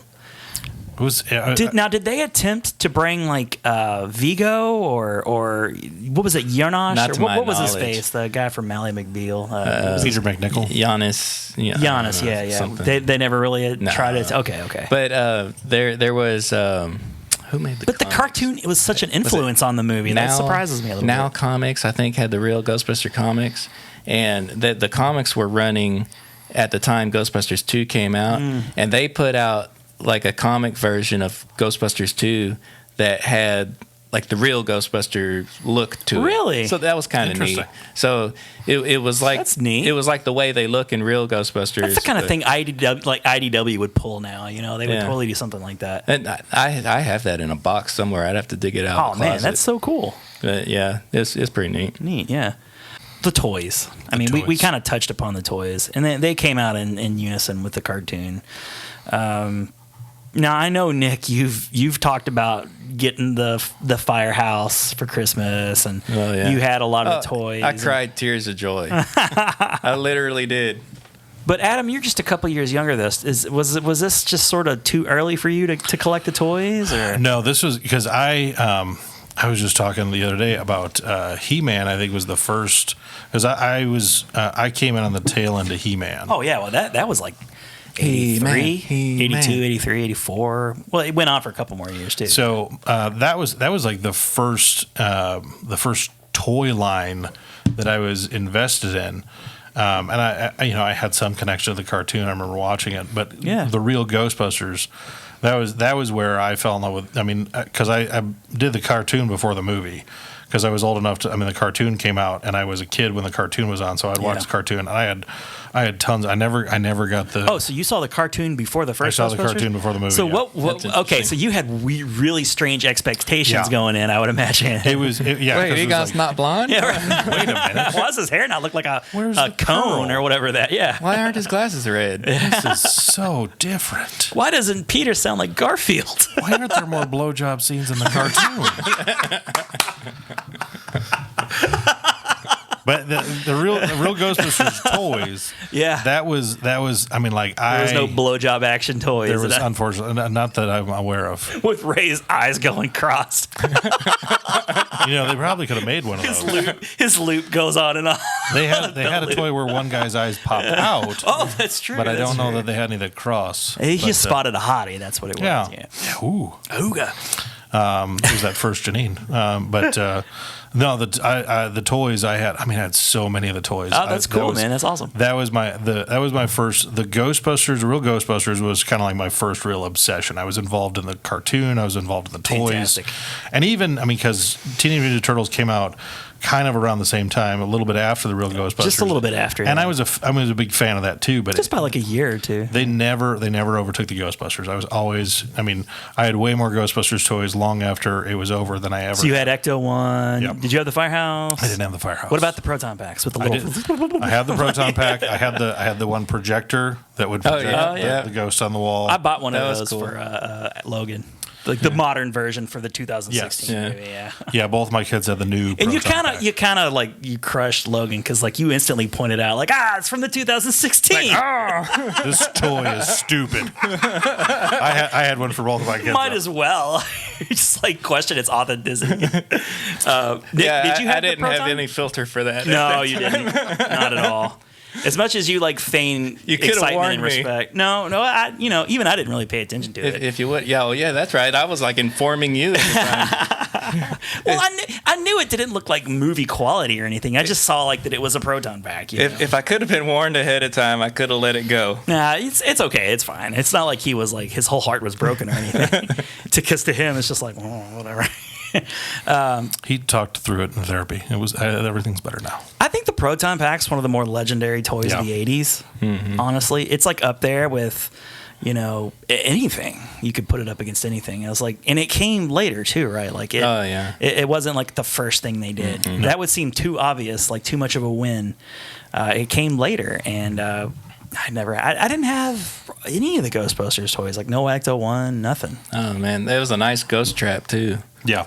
Had a little squishy pad that you push it. No kidding. That blowed air or something like that. Yeah. That's like totally cool. Yeah, it was very good. Now, Adam, I actually asked Nick recently, do you still have any of your Ghostbusters stuff? Because I know like Nick doesn't normally like get rid of his things, and you're pretty sure that you didn't get rid of them. I don't think I sold them or anything. There's no shrine know where they are. You've got this amazing shrine of collectibles. I'm sure I still got some stuff. I'm just not really super positive where they are. Did your parents throw any of your stuff out? Did you get rid of it all when you became a teenager? I'm I get rid of all these Ghostbusters toys. My kids still have some of them. Nice. Some of them are broken over the years because they played with them. Too rough, man. Kids are too rough. I still have. Just today, I saw Allison throwing my like antique Leonardo like 1987 Ninja Turtle like around the floor. I'm like, he's not gonna hold up. You know how with the first run of the Ghostbuster toys, how each of them had a pack with the stream that was like on the gun. Yeah, I have seen that. Turn the thing and it like shoots. Well, first thing I did was like cut all of those off though, because when they're just like doing anything. Yeah, it's in the way. It's stupid. Well, and like if you put the gun like on the pack, then it's like sticking way up. It would be way better to just pretend they're there. Yeah. So poor design. Yeah, the first thing I did was cut them all off, and so I kind of wish I had like one that wasn't cut off. Yeah. But you just did what any normal kid would have done. Like just get rid of those. Adam still got all his. Yes. He didn't cut any of them off. I would have. Only my children play with them because they're toys. Right. You would never. You're way too mature for that kind of thing. What were some of the huge differences in the real Ghostbusters in the movie that you can think of, other than aside from what we've already kind of mentioned? Yeah, well, I wanted to like take a moment in case because I wasn't specifically talking about differences. Was there anything in that cartoon that you saw that you're just like, that's so stupid? Why'd they do it that way? They had the junior Ghostbusters. Those 3 kids that were like super fans of the Ghostbusters. I don't remember that. Yeah, they had 3 kids that would they dressed up like Ghostbusters, and they were I think they called them the junior Ghostbusters, and they had like a go-kart. It was like their Ecto. That's totally cute. The Ecto 2 was cool. I like helicopter. That. Yeah, that was really neat. Excellent. So that was a good difference. Yeah. All right. And then I just put down here high C, like high C Ecto Cooler. Ecto Cooler, yeah. At the time, I totally remember kids having it in their lunch boxes. We would have been in middle school. I don't even think I ever got any. I was going to bring that up because we would sit at the same table, and I never once saw you with a high C Ecto one. I don't think Mom ever bought that. You probably always just got your lunch at school, though. I think. No, not very often. I always had my lunch. Oh, okay. I got a bunch of it when they re-released it with 2016 too. Not the same. It can't be the same. It tasted delicious. I'm not saying it wasn't delicious, but it couldn't be the same. Well, and it's not even to be shitty about it, too. It's just like the way ingredients are looked at now versus back in, 1988 or whatever. It's just like they just wouldn't put the same ingredients. They just let us have stuff in the 80s. Yeah, it's like now sugar, you can't just have stuff. Back in the day, they would like advertise something healthy as like 3% real fruit juice, Yeah, like a Cadbury cream egg, while still delicious, is not the same as it used to be. Right. It's just going to taste a little different. Yeah. They took all the fun out of it. When are they going to bring those like turtle pies from It Tube? was like, it was so good. Yeah. No, I did have turtle pies. Those were delicious, Yeah. yes. Hostess. And I remember getting the trading cards, and they were always stained. It was so weak. Oh, yeah. People still like buy and sell those things off eBay. Like, can you imagine what's inside that thing at this point? Just what don't does it do look like I did when I was a kid, and I got like the Donkey Kong trading cards, and there's like the gum in there, and the first thing I did was pop it in my mouth, like crunch, crunch, crunch, blah, blah. It was You just did an instinctual thing. I mean, that's what any kid would do. You pop it in your mouth. a buddy of mine, 2-3 years ago, found a box of the Teenage Mutant Ninja Turtle movie trading cards. A box of them. He bought it at a thrift shop and gave it to me, and I ate some of the gum, and it was not good. Did it just poof on your tongue? Turn into powder. I immediately regret this decision. Oh God! All right, well, that's all the notes I have for Real Ghostbusters. One of the better cartoon adaptations of a movie. You would agree, right? Yeah. It was a great cartoon. I would highly recommend the first couple of seasons. And like a lot of times, it wouldn't even be ghosts that, whatever they were trying to defeat. Like, the trolls that were like under the bridge and whatever, because they kind of make It's just something supernaturally. Yeah. They would make that comment sometimes that they can't use their traps or their equipment because they're not ghosts, so it doesn't work the same way. So much thought and care into the writing and stuff. Yeah. That's nice. That's not something you would take for granted in the 80s. I mean, Kids from the 80s are good problem solvers today because, you can't just use your proton pack. no, exactly. Sometimes you have to reverse the polarity. And when I was 8, I didn't even know what that meant. Total protonic reversal. Yeah, exactly. Cats and dogs living together. Mass hysteria. Maybe one of my favorite. No, my favorite line from Ghostbusters is it's I love it so much every time, and it's an off-screen thing. Is when he's like, I always wanted to do this, and he rips the like tablecloth. Oh yeah. And he goes, the flowers are still standing. That's my favorite line. We came, we saw, we kicked its ass. Yes, so good. So it's infinitely quotable. That movie. Yeah, in the movies that made us, they said like every time, like they recorded that scene, and every time he came through the doors, he said something different. Yeah, Nice. But that was the money shot right there. That's the one. Okay, so let's move on to 1989. Bill Murray said, all right, I'll come out and do this movie. And it was, from what I remember, it was a success. He said he would come out and do a sequel, not the movie that they made. Yeah, he hated, he's talked about how much he disliked the movie. He hated that the special effects guys took the movie over. They spent more time on that than they did the actual Ghostbusters. And man, it really showed. Like, if they still have their moments, but they had to film extra scenes just to like there's Ghostbusters in this. Like, I think like the whole like scene where they're trapped. And they had like the pictures hanging from the line, and like it catches fire. Like they added that scene way later because they just were like, we gotta get more scenes with the Ghostbusters in this movie, like that and a couple other scenes. If I'm not mistaken, I wish they would have kept the cut scene where Lewis was hunting Slimer. That would have been. Would have been cool. That sounds like that would have been neat. Mm-hmm. And I think only like one little scene because apparently he was supposed to be training to be a Ghostbuster, or wanted to impress the guys to be a Ghostbuster. Well, yeah. And that was in that comic book that I was talking about. Oh, was it? Yeah. Oh, cool. It's in there. And he's like hunting Slimer throughout the movie, basically, right? And that sounds really cool. I would have liked that. And like Ray gets possessed by Vigo and goes crazy in the Ecto one. I did enjoy that though. Like, there's more to that? Oh yeah. There's more to that scene. Yeah, because in the movie, it just kind of has him just like he's looking into the eyes of the painting.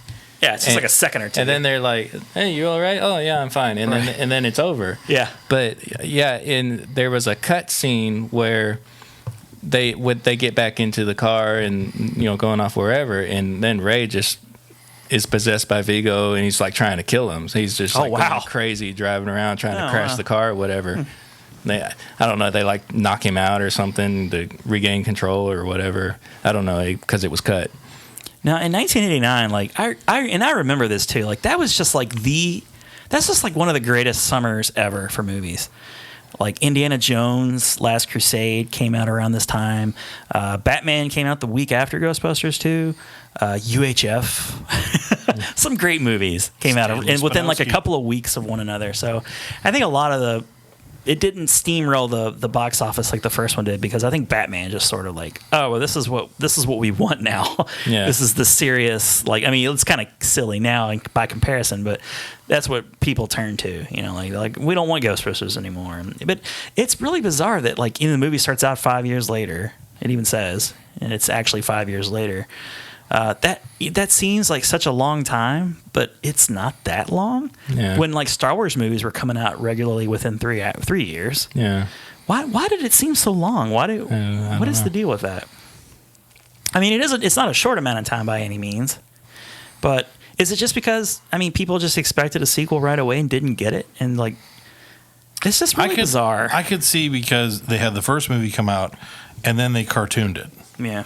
And so kind of like your target audience for the first movie, you know, now really when you're moving to the second movie, it's not that they totally, you know, sanded off the edge that the first one had, but you now have this audience that is going to be comprised at least somewhat of kids who are fans of the series. So yeah, I think you lose a little bit of the momentum because people moved on. I don't think they made a wrong decision to do what they did, because 5 years is quite a long time, and they did have a large audience of children now with the toys and the cartoon. Like I don't think that what they did is a bad decision. Like I don't know if they hadn't messed with the tone, if it had been any more successful. Yeah, I mean, it's kind of interesting that you mentioned about. Like, because now you've got all the fans of the cartoon and everything. And like I already mentioned how they changed Slimer's design to be more like the cartoon. And they changed Janine's design,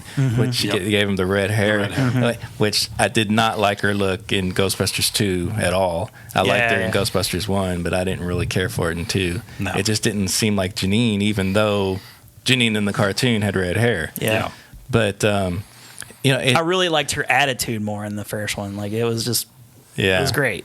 And it's weird that she's from Kentucky. You would never believe that. It's almost like that Ninja Turtles 2 kind of thing, where they couldn't use their weapons anymore. Oh, because of this? Yeah, in the second one. Yeah, because they couldn't make toys and all that stuff. Like, what was it? Playmates wouldn't. Like Ninja Turtles 1 was too dark, and so Ninja Turtles 2 they couldn't use their weapons at all. Right. But you're watching it as kids, and you don't really put that together in your head in the moment. When I was watching the second one, I didn't even. I remember like the scene where Michelangelo grabbed like the sausages, cold cuts, and doing them like nunchucks. But I didn't realize, hey, they're not using their weapons. Right. I didn't notice. You don't notice it in that scene, and like as let's see, when Ghostbusters came out in '89, we were like 12, 13 ish, so we were still like children.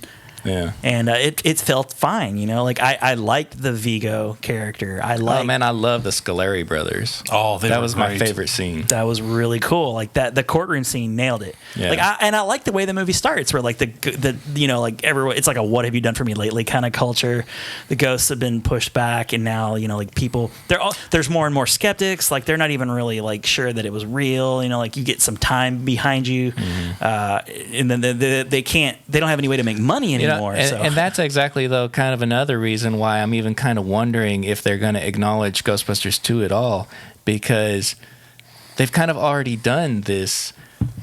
There was all this paranormal activity, and then it all died down. Yeah. Because that happened for 5 years. Yeah. And, and then it picked back up with Vigo. Right. So it's like, and then it dies down again. So I'm just kind of wondering if they even acknowledge it at all. You make great points. It's not anything I thought of at the time. But, yeah, because in the first one you have, the montage they had where they're like collecting ghosts all over the place, and you're building towards this Gozer thing. But when you pick up on the second one, it's like Venkman's got his talk show. Ray has his. I love that talk show, by the way. alien abductions. Valentine's Day. Bummer. That's so great. I love that era Bill Murray too. Like that. What about Bob? Ghostbusters too. Like it's so great. Groundhog Day and all that stuff. It was fantastic. Don't know what you were saying. But I mean, like really, I mean, as you follow the plot of the movie, it's like, they had been forgotten. I mean, even some of the jokes were like, "Hey, the city stiffed us on the bill." We couldn't keep this business running, and presumably because there's no more ghosts. Right. And so then it's kind of like, "Hey, it's their comeback." How do you stiff them with the bill? By the way, like, how does that even make sense? Like, this doesn't make any sense at all. Oh. I mean, ghosts were coming out of subways. They were driving cabs. Eating hot dogs. Yeah, I mean, come on. Everywhere. And then I guess when they closed the gates on Gozer, just all the ghosts went away. I don't know. Yeah. Just all the activity stopped. Weird. Bummer. But the second one is really kind of like this, hey, one night only comeback tour. Like, we're going to save the city again. Yeah. And then after that, it's like, okay, it will be interesting to see how they kind of, are they going to retcon some of those things? Are they going to, I like the idea how they have worked in the whole Harold Ramis not being around potentially into the trailer. That was going to be very delicate how they handled that. If they're that forward thinking with it, that makes me more comfortable with a connection to the first and even second one potentially. However, they're going to do that just to say, okay, it makes me think there's some thought into how are we going to tell the story of why these guys need to come back. Because in the second one, it was kind of like, well, there's another big ghost. And because it's like even the pink slime are like, well, when did I love the idea of the river of slime underneath though. Like that was kind of cool. I like that. And that whole scene where they're collecting the sample underneath the city, and it's like Winston and Ray and Egon, they're down below, and there's the whole train and the heads or whatever, like Winston. I love it. Interesting tidbits, like they said in this article, and I have no reason to believe that it's false, is that when Winston mentions like let's go get the packs or whatever, that's the first time proton pack or pack has ever been mentioned in the movies. Well, there was a kid in when they were walking into it. I don't know if it was maybe the restaurant where like Dana and Peter were at. I forget. Yeah. They were walking into someplace, and it was like a bellboy or a kid or somebody that was like, "Hey, can I have one of those proton packs?" I think that was when the first. Like, hey, that wasn't the scene with because Winston just Bobby Brown, packs. was it? Was that? Maybe that might have been Bobby Brown. Yeah. We didn't even talk about soundtracks in the first. Like, there's some good songs, man. There are some great songs. But yeah, that is like the first time that they mentioned the word proton pack. What was the guy who played the little foreign guy? Peter McNichol. Yeah, he was great in that. He was good. Anytime I see him in anything now, like I always associate, him with Ghostbusters too. And I know he had a really successful run with Alan Ally McBeal, and he was in Addams Family Values. This is one of the sadistic camp counselor guys. Yes. And he's like, he goes to Dana's apartment. He's like, woo. He's like, oh, and the baby's like, I woo. But that supposedly was like all his idea to do it real foreign like that. The Upper West Side. I love all of those. Those are so funny. I thought he was a really good character. And it'd be interesting to see what happens with him, if anything. Like if they decide to bring him in somehow. He balanced out. Because he, to me, kind of felt like the poor man's, Louis Tully, like the role they had in the first one, where it was like this lovable loser, kind of gets, manipulated by some ghost. But I felt like he did a really great job of walking that line between, comedic, backup and. There were some scenes where when he's the ghost and he's coming as the nanny to get Oscars. That is a lot of people's creepiest scene. Yeah, I mean, like he was with Oscar on the balcony and all that stuff. When he had the flashlight eyes. I was going to mention that. I love the scene where he's at Dana's apartment and after the blackout. And he's like, he just like knocks on the door and she closes it, and like he's like walking in the lights. I thought that was a cool special effect. Because he was super creepy too. That was the thing. Is like he balanced that out, the comedy and the creepiness. Yeah, he deserves a lot of credit for that scene. He really does. And it was who was it? Who was it played Vigo? It was Vincent Von Sydow. Was that who it was? Yes. Okay. Thanks, Adam. It took you long enough to come in with that answer. Because like Nick was giving me a look. Like, I'm not sure. Yeah, I've read it before, but I don't know. To be perfectly honest, I have no idea. I'm just agreeing with you blindly. But no, the Scolari brothers, I had them written down. The Doré Egon scene always makes me laugh. Oh, yeah. I love that scene. The judge, he's just so crazy. He's just like Yosemite Sam, how angry he is. Yeah. What was there a reason for him being that angry towards the Ghostbusters? Like a scene that was cut or something? Like I always wondered that. I'm not sure. I mean, with the whole movie, that was kind of the whole plot was just that, the sludge anger was being made from the anger manifesting. That's true. That's true. And it was in the little container. That's true. Yeah. What do you think about the mood slime? How did you like that little, twist wrinkle? That was my first introduction to Jackie Wilson. Love it. They made the Statue of Liberty go with the NES Advantage. Yeah. That was great. And I remember loving that scene as a kid. Yeah. Just like really like, they understand me. This is for me. I like the scene with the toaster. That was great. But now the scene with like Oscar and like Dana saves Oscar from like the tub monster. The tub. That was really weird looking. That was weird. That seemed like a really rushed special effect. Yeah. The tub's trying to eat the baby. It's like, why does it have a mouth? Why does the tub change shape too? It's so strange. Or I think it changed shape. Maybe not. It did kind of bend, yeah. Yeah. Okay. Whatever. But no, the scene where he's just like, you're like, oh, baby, you're my number one requested Christmas item. Like, that makes me smile. Like, I love it so much. That's really all I got for 2. I remember, like, Hardee's having a really cool promotion. Like, the cups. Yeah. I had a couple of those, like, cups, like the big 32-ounce cups. They pencil had, case? like, I still have the pencil. Well, I got the little pencil electronic thing that would make noise or something. Oh, yeah. I know what you're talking about.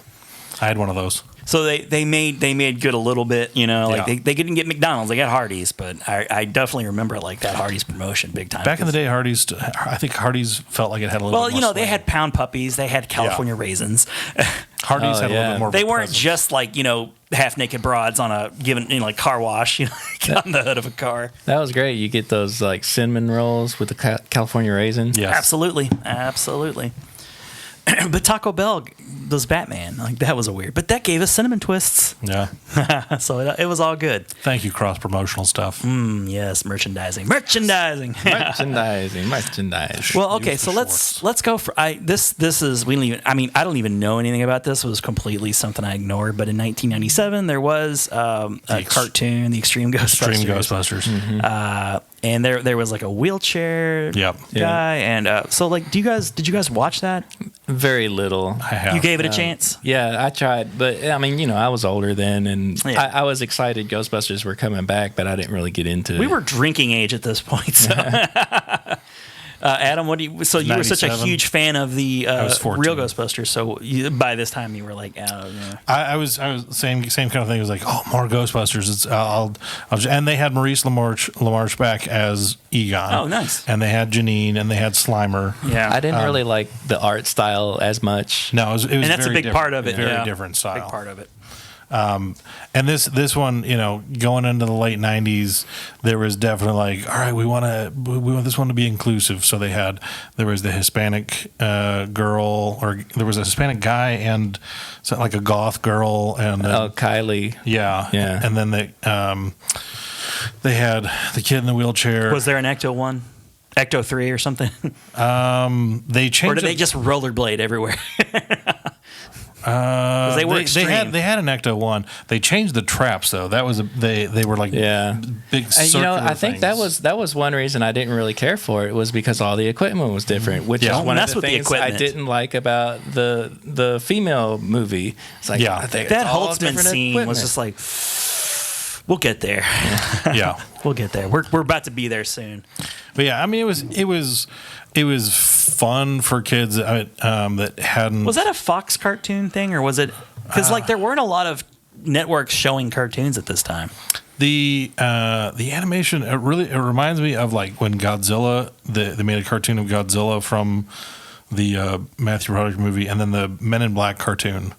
It seemed like the same kind of animation studio. It was very different. It was It was extreme. Yeah, it was totally extreme. But they did bring back Sam Hain. Yeah, they did. Oh, so they did an episode with Sam Hain. Okay. Yeah, they made sure to make just enough connections to the original to where they tried to get some of the original audience to come. I'm assuming there was some toys that probably accompanied. Yeah, there were toys with it. There was some merchandising that went on with it, but it was, I think it was maybe 1 or 2 seasons, if that. Oh, so it maybe went 2 seasons. Okay. Yeah, it was. I mean, it was not a long run. I don't think it was very successful. I've watched. I want to say it might be on Hulu. I think I've watched it within the last year or two, just a couple episodes here and there because I hadn't seen it in a while. But is the real Ghostbusters cartoon on Hulu? Do you know?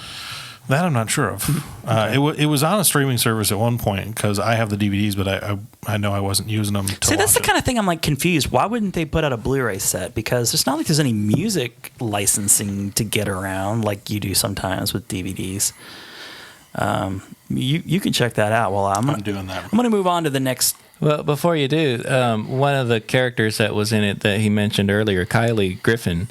It's interesting because there was when IDW put out their Ghostbusters comics a few years back, and I think they may still make them, but there was and these comics were very much in kind of the style of the original Ghostbusters, not real Ghostbusters, not the cartoon. Oh, okay. And so it's kind of a cartoon version of like the movie, if you will. Okay.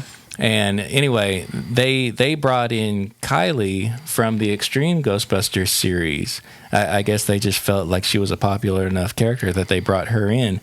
And it's an inclusive thing to do as well. They started her out to where, because they had Ray where Ray was still had his occult bookstore, but since he's still kind of running around Ghostbusters, Kylie worked at Ray's occult bookstore.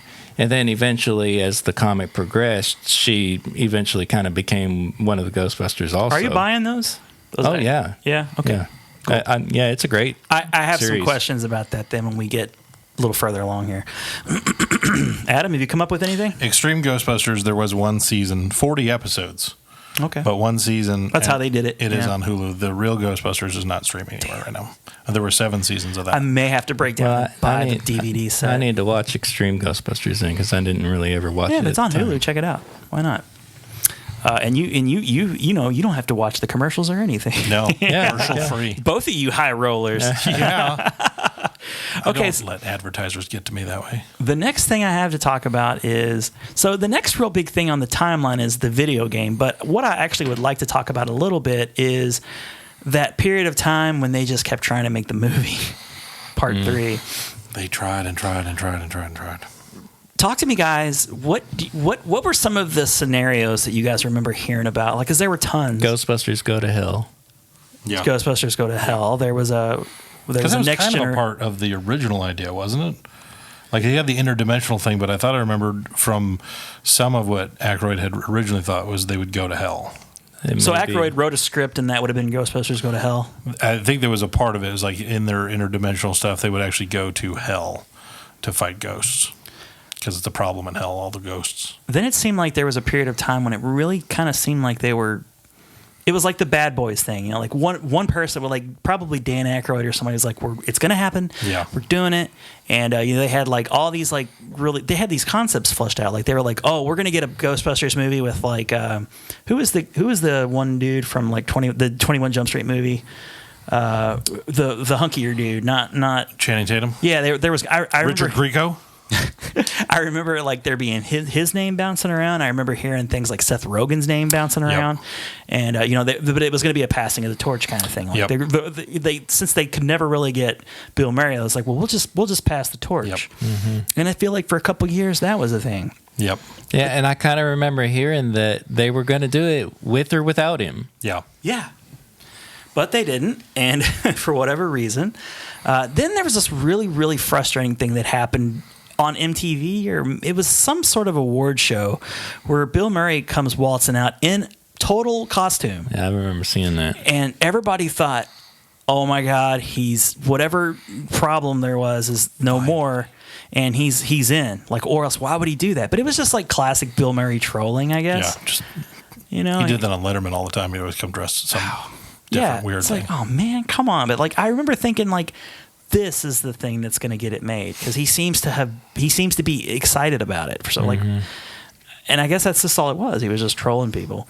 Well, it's a lot of the stories when it would pop back up. I mean, they were sending him because script after they script, were sending him everything, and because they had Aykroyd and Ramis were involved in a lot of stuff, and then Aykroyd kept the torch going, and then they were bringing in writers from. I know there were a couple guys from The Office that they had at one point that had a script that they thought was going to go somewhere. So many scripts. I think those guys did year one, but he wouldn't even read them, right? He would just send them back. I think he was.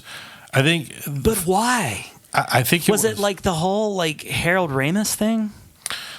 I know he and Harold had their differences, which I think they patched some of that out before Harold passed. Before he passed away. Yeah. But it was I think, and they touched on that in the how. Yeah, but I kind of knew a little bit about that too. I think there was a lot about it with Murray, where he never saw the merit of doing a sequel in the first place, just based on he didn't want to do a sequel, and then they kept coming after what sequels has he made? Other than Garfield. Oh, Garfield 2. Was that it? I mean, maybe he's just not a sequel guy. Because he didn't show up to do another Meatballs movie. He was like, no, I'm they done made with that. one. But they made plenty, yes. They did Caddyshack. He didn't come back for Caddyshack 2. Maybe that's just that. Maybe that's just him. You know, he's like, I don't want to do a sequel, and he sort of had to do the sequel for 1989. I'm sorry. Well, he can't. If the stories that I've heard are true, they were bugging him to do a sequel back then, and he didn't want to do it. But they finally had an idea that he was like, okay, if you're making this movie, I'm on board with this. This would be a really good movie, because he wanted to make another good movie. Now, do you remember what major things they changed? And maybe back up to 89 again real quick. I remember his main rebuttal and why he was so frustrated, even before the sequel came out. I think it only intensified the fact that when the sequel came out, people were like, "Oh, it was good, but it just wasn't as good as the original." Yeah. He was so frustrated because even when he showed up to make the movie that they made, he's like, "This isn't the movie you told me we were going to make." Okay. So he was there, and they're like, "This is not what you sold me on. This is not the movie you said we were going to come here and make." And so he was. I think a lot of it was just for years. Fool me once, shame on me. He was like, "Nah, I'm not doing it again." Okay. And he is just the kind of guy that'll hold a grudge. I mean, because like Harold Ramis, they seem to have a real friendship.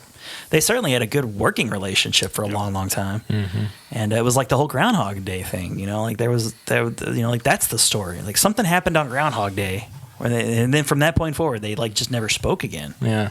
For years. Years and years. And from what I understand, like Bill Murray got his way like that. He wanted the more dark version, and that's what got made. So, like, he kind of got his way. Like, what was the issue? Like, we'll never know. If I had to guess, Murray has always been one of those guys. He's not a prima donna in so much that, like, he just wants outrageous, ridiculous things, but I think he considers himself, and I think some of it's rightfully earned, that he's an artist and wants to do things in a particular way. He's earned some of that. He's earned in the last 20 years. He's made a lot of arty movies, and he wanted to do Razor's Edge, as I'd mentioned before, and that was going to be a dramatic movie. And I think he was wanting to have he wanted to make a go of acting, and he got criticized for it heavily. And he was in that movie about where Hunter S. Thompson. He would done that. Or the Buffalo Room, I think is what it was called. Yep. So before the Johnny Depp, not leaving Las Vegas, but Fear and Loathing. Yeah, Fear and Loathing in Las Vegas. I don't know what it is, but I mean, we're apparently going to get him in another one, so that's great. Yes. So I just wanted to mention that before, and Nick, this is going to be all you, buddy. So the 2009 video game where they actually got them all together. And they filmed their line. And if this was for the longest time considered to be, this is what you're getting. This is Ghostbusters 3. Yeah. There'll be nothing else. They really considered that to be Ghostbusters 3 for a long time. So what was the story on that one, Nick? It was kind of, it really touched on that Ivo Shandor kind of thing. So there was like a museum that Alyssa Milano's character, I guess she worked at the museum or something. And they had like a Gozer exhibit, and I haven't really played through the remastered one, so it's been years since I've played it. 10, in fact. Oh yeah, so I guess it has been 10 years. It doesn't seem like that long, but it doesn't.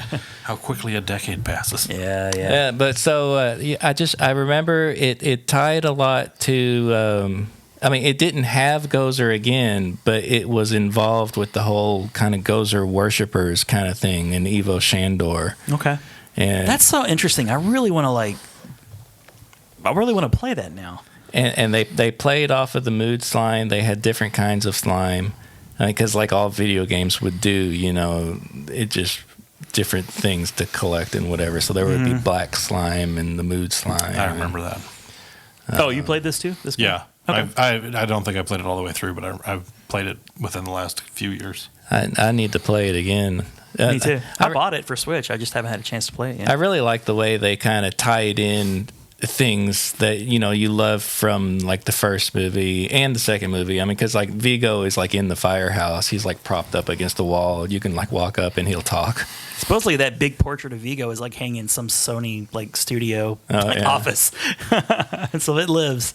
But it brought back like the Marshmallow Man and Slimer and everything, and it's a good game. Yeah, cool. So check that out, everybody. And that's going to lead us into 2016's Ghostbusters, which honks me off that they called it Ghostbusters. Because when you would hit up IMDb, like it would, for a while at least, and like in all the SEO search, like that's what you'd get. At least give it like some sort of subtitle or something. Answer the call. Yeah.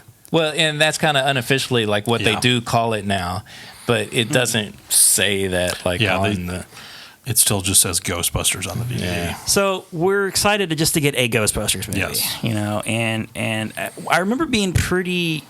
I was never the whole all-female cast thing. Like it never even clicked with me. Never registered with me that would be something that would get people so pissed. Like I was upset that we weren't getting. Yeah, Harold Ramis had died, so you were getting a Ghostbusters movie. It wasn't even about that. It was an all-girl cast that even really bothered me. It was kind of like, that's kind of strange, but whatever. Yeah. It was that it wasn't even considered to be in the same universe. That's my biggest complaint, and I will not forgive it for that. Yes. They totally they made the dumb ass move of throwing out all the lore. They could have done a passing of the torch with the girl. They could have done so many things, and it would have been, people would have appreciated it so much more.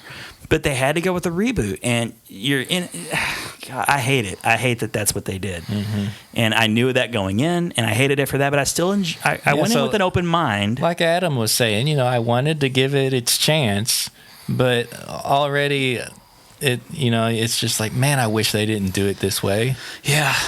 Well, because for years and years, with all the rumors that had gone around, like of all the different storylines of what we could potentially get for new Ghostbusters, for a while it was going to be the passing the torch to this next generation of comedians. And there you had the opportunity to do it. And then they're like, and then they had, well, we're going to do passing the torch, but it's just going to be 4 hot chicks, because Alyssa Milano was a lot of the lists, and I think that's why she made it into the video game. Because it was like, because she was on a number of the lists. I remember, a short list of here's who the 4 female Ghostbusters would be. Yeah. And so by that point, because it was like, we're just getting other Ghostbusters, I'll just be happy about it. And then I was like, okay, Melissa McCarthy, Kristen Wiig. And Paul Feig. He was like, okay.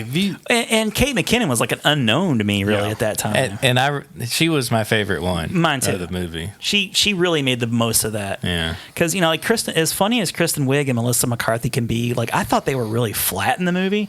Kate McKinnon, as she did with a lot of time on SNL, she kind of stole the movie. Mm-hmm. And I honestly liked Leslie Jones. I thought she was pretty entertaining. Like the scene where she walks into the room with the mannequins. She's like, a room full of mannequins. Out. She just like walks out. No. And I did like that they didn't necessarily just do like a 1-to-1, like, okay, Leslie Jones is going to be Ernie Hudson, and I like that they had a connection. Yeah, I think I love the connection. I admit I forever would always call Kate McKinnon's character Lady Egon. Yeah. Well, she had the weird hair too, right? Like real Ghostbusters hair, kind of. I think one of the things that really just emphasized the fact, and I think it was really a misstep on the part of the execution in the movie, was they got so many things that, like, in this tongue-in-cheek way, remember there's a real Ghostbusters movie? It's like, yes, you put Stay Puft Marshmallow Man, you put Slimer, you put every character, every actor from the movie. Yeah. I was like, it's not like, hey, here's a fun reminder that this is connected. It's like every 5 minutes there's another thing. It's like, remember there's also the other Ghostbusters we're not connected to at all. Right, yes. Yeah. All those cameos were fun in the moment, but they don't age well. at all. Like for repeat viewings, like I don't like it at all. The kid spray paints the Ghostbusters logo on. He's like, he just accidentally made the Ghostbusters logo. But I do like it. There were parts that made me laugh because he's like, the way they execute it was a funny scene. It's a little bit more. It was a terribly funny scene. But like when you add all those up, it's like, why didn't you just connect it? You did so many things to make us remember that there was a better Ghostbusters movie. The frustrating thing too for me is like the movie actually legitimately started out fun and good. I feel like the first like hour of that movie, like I was along for the ride, dude. For a little while, I was forgetting that I wasn't getting exactly what I wanted. The whole like intro of like the guy giving the tour, and then that was right before the title. Yeah, felt so Ghostbusters. Yeah, it really did. It really did, because it had that like, we understand this is going to be a comedy. Yeah, but it felt scary, just enough. Just enough. That really felt right. Yeah. And then it just slowly kept going downhill. It did. I love the whole Ed Begley Jr. thing. Oh, there was when he's like, he called me. These pants are toast. That line. Like, I love that actor too. He's really great. Zach Woods. Yeah, he is fantastic. He's really. These pants are toast. And it was weird too that he survived. Like there was like no danger at all. In fact, that he he's fine. Okay, all right, well, whatever. I mean, not that I wanted him to die, but it just. The tone immediately changed, like really strange, like really fast. There's the inclusion of Chris Hemsworth, which, he kind of stole the show. He kind of did. Like it was like he and Kate McKinnon like really made the most of what time they had. But once he became like the bad guy and the villain, it was just like what? But the real antagonist in the movie sucked. The little guy who worked at the hotel. Did you watch the extended cut? Yes. It's better and kind of explains him a little more. It does give him a little bit more backstory. Okay. Which makes it a little bit more palatable. But it's still frustrating. Like, it frustrated me that in the third act, he essentially like, I'll try to do a little cartoon. Because it really felt weird that he would do what he did in the regular cut. Just to have sort of a Stay Puft Marshmallow Man kind of thing. I'm sitting here like, this is the Stay Puft Marshmallow Man. Like, you just showed me the Stay Puft Marshmallow Man in the balloon form. And then we're going to do it this way. Okay. So he like sketched like the Ghostbusters, like that monster thing or whatever. I hated how it ended, where they went in on a bungee cord or whatever, and did not care for Lady Slimer. No, Lady Slimer, and that Slimer and Lady Slimer were just joyriding around in the Ecto one. So unnecessary, man. Like, couldn't you think of something better to do? Really? So the movie didn't. The parts that should have been funny, there weren't that many. There's the unforgivable scene where Holtzman had come up with this plethora of weapons. That she had laid out on the table, and Melissa McCarthy's flying around on the one. And it's like, okay, so you develop completely different equipment, and I'm talking about at the start of it, you know, where they had the giant ghost trap and everything. Whatever. Right. But then all of a sudden, now you've got a ghost blender during lunch, and the wood chipper thing and everything, and it was just so they could all have a little comedic turn. I could not stand that. Where the hell did all this come from? And now you're not even concerned about trapping them or anything. You just throw them in a wood chipper, and they're just ectoplasm. Well, yeah, because there was the part where Kate McKinnon had the scene where she goes in slow motion and is whipping him and just it just completely forgot what they made that scene cool. It was a cool scene. It was meant to look cool, but it did not work. But it didn't make sense. Yeah, that was the thing. It was it was executed the way it was filmed. It was this is a really cool look to it. Yeah. But it's when I was it would be hey, this, this apple looks really good, but it tastes like poop. I was have you tasted the apple? You take a big bite of it. It was the apple tastes like poop. And they're well, it looked really good. I was well, it doesn't matter because it's poop. And I think I'd mentioned it before, when, you and I have done podcasts where, after the movie was over, you do the whole thing where you stand around and you kind of talk about it. And I have this thing where, initially, I do this a lot. I'll walk out of a movie really positive. Do you remember the very first thing I said? Yeah. You're it was good, but it wasn't good enough for the haters to shut the hell up. That was, I'm paraphrasing a little bit, but that's pretty much exactly what you said. Yeah. And I agreed. I was you know what? Yeah, it was fine. I was well, it had to blow the doors off of everybody. And remember, reviews were really positive. which made me hopeful. I was like, oh wow, this is actually being reviewed pretty well, and it did have like a pretty good opening weekend. But it's just like you're exactly like people couldn't come out of the theater just like, oh my god, it's the greatest. Yeah. So the haters took that little opportunity to go, I told you, they ruined it. Yeah, I'm just gonna go, meh, it was okay. And then the more like people like you and I, Nick, and you, Adam, and like the people who really wanted to love it, you have more and more time to reflect on it. And you're just like, yeah, but why'd they do that? Yeah, like you couldn't keep defending it for long. Yeah, like you're defending it just ever so slightly. Yeah. And it was a fun enough movie. I bought it and watched it again. They showed the kids; they enjoyed it just fine. It's not a bad movie. Is it worse or better than Ghostbusters 2? I mean, you could seriously debate some people on that. I would imagine. Yeah. I mean, we would always go Ghostbusters 2 because at least it follows the events of one. Right. There's continuity and all that. But I mean, as far as the movie goes, I mean, you can enjoy the movie in a vacuum. If you take out, that's the best way to enjoy it. Yeah, it's like if you turned it on and just, it was like, I mean, especially all the stuff with Hemsworth. I mean, the jokes. I love the Mike Hat joke. It's like, is it okay if I bring Mike Hat to work? No, we have. I love all of his little lines. He's like, he took the headshots and he's like shirtless. he's got one where he's like holding a saxophone. The glasses that don't have any glass in them. It's like they keep getting dirty. It was fine. It was totally fine. And I like your comment of it's best enjoyed in a vacuum. And I think it will finally get an opportunity to maybe be enjoyed in a vacuum because we now have an official third movie. If that movie comes out and is fine, I think people will be more forgiving of this movie. I hope. Yeah. I hope. That's my hope anyway. Now, people might just bag on it more than ever. But since it doesn't really connect to anything... Yeah, and I hated like that there was like the kind of like tiff between was it I know that Leslie Jones she was very vocal. She was very vocal about it, and I want to say maybe Paul Feig was a little bit too, but I think he was just more defending Leslie Jones. Defensive.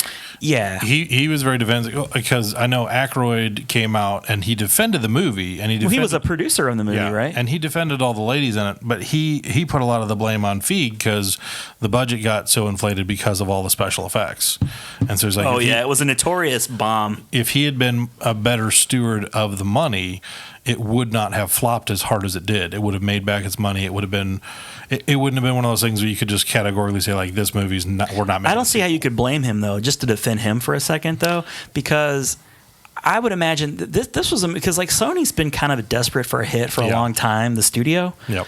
And they needed this movie to be a massive success. Yeah. So like they were probably, they were probably the ones pumping the extra money into the budget. And they really had no way. There was nothing that was happening to combat. He's a comedic director. Yeah.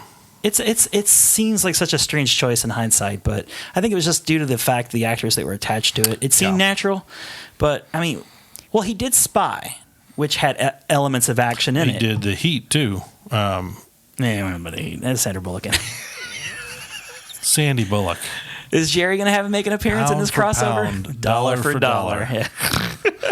No, I mean he's a reliable comedy director. Yeah. The thing is, it's his first big miss. You don't make a lot of money. Typically, I mean, you make enough money for comedies to be successful and keep making comedies them. Come in under $100 million. They make $100 million. It's a huge success. That's what they do. Yeah. And this is just one of those like.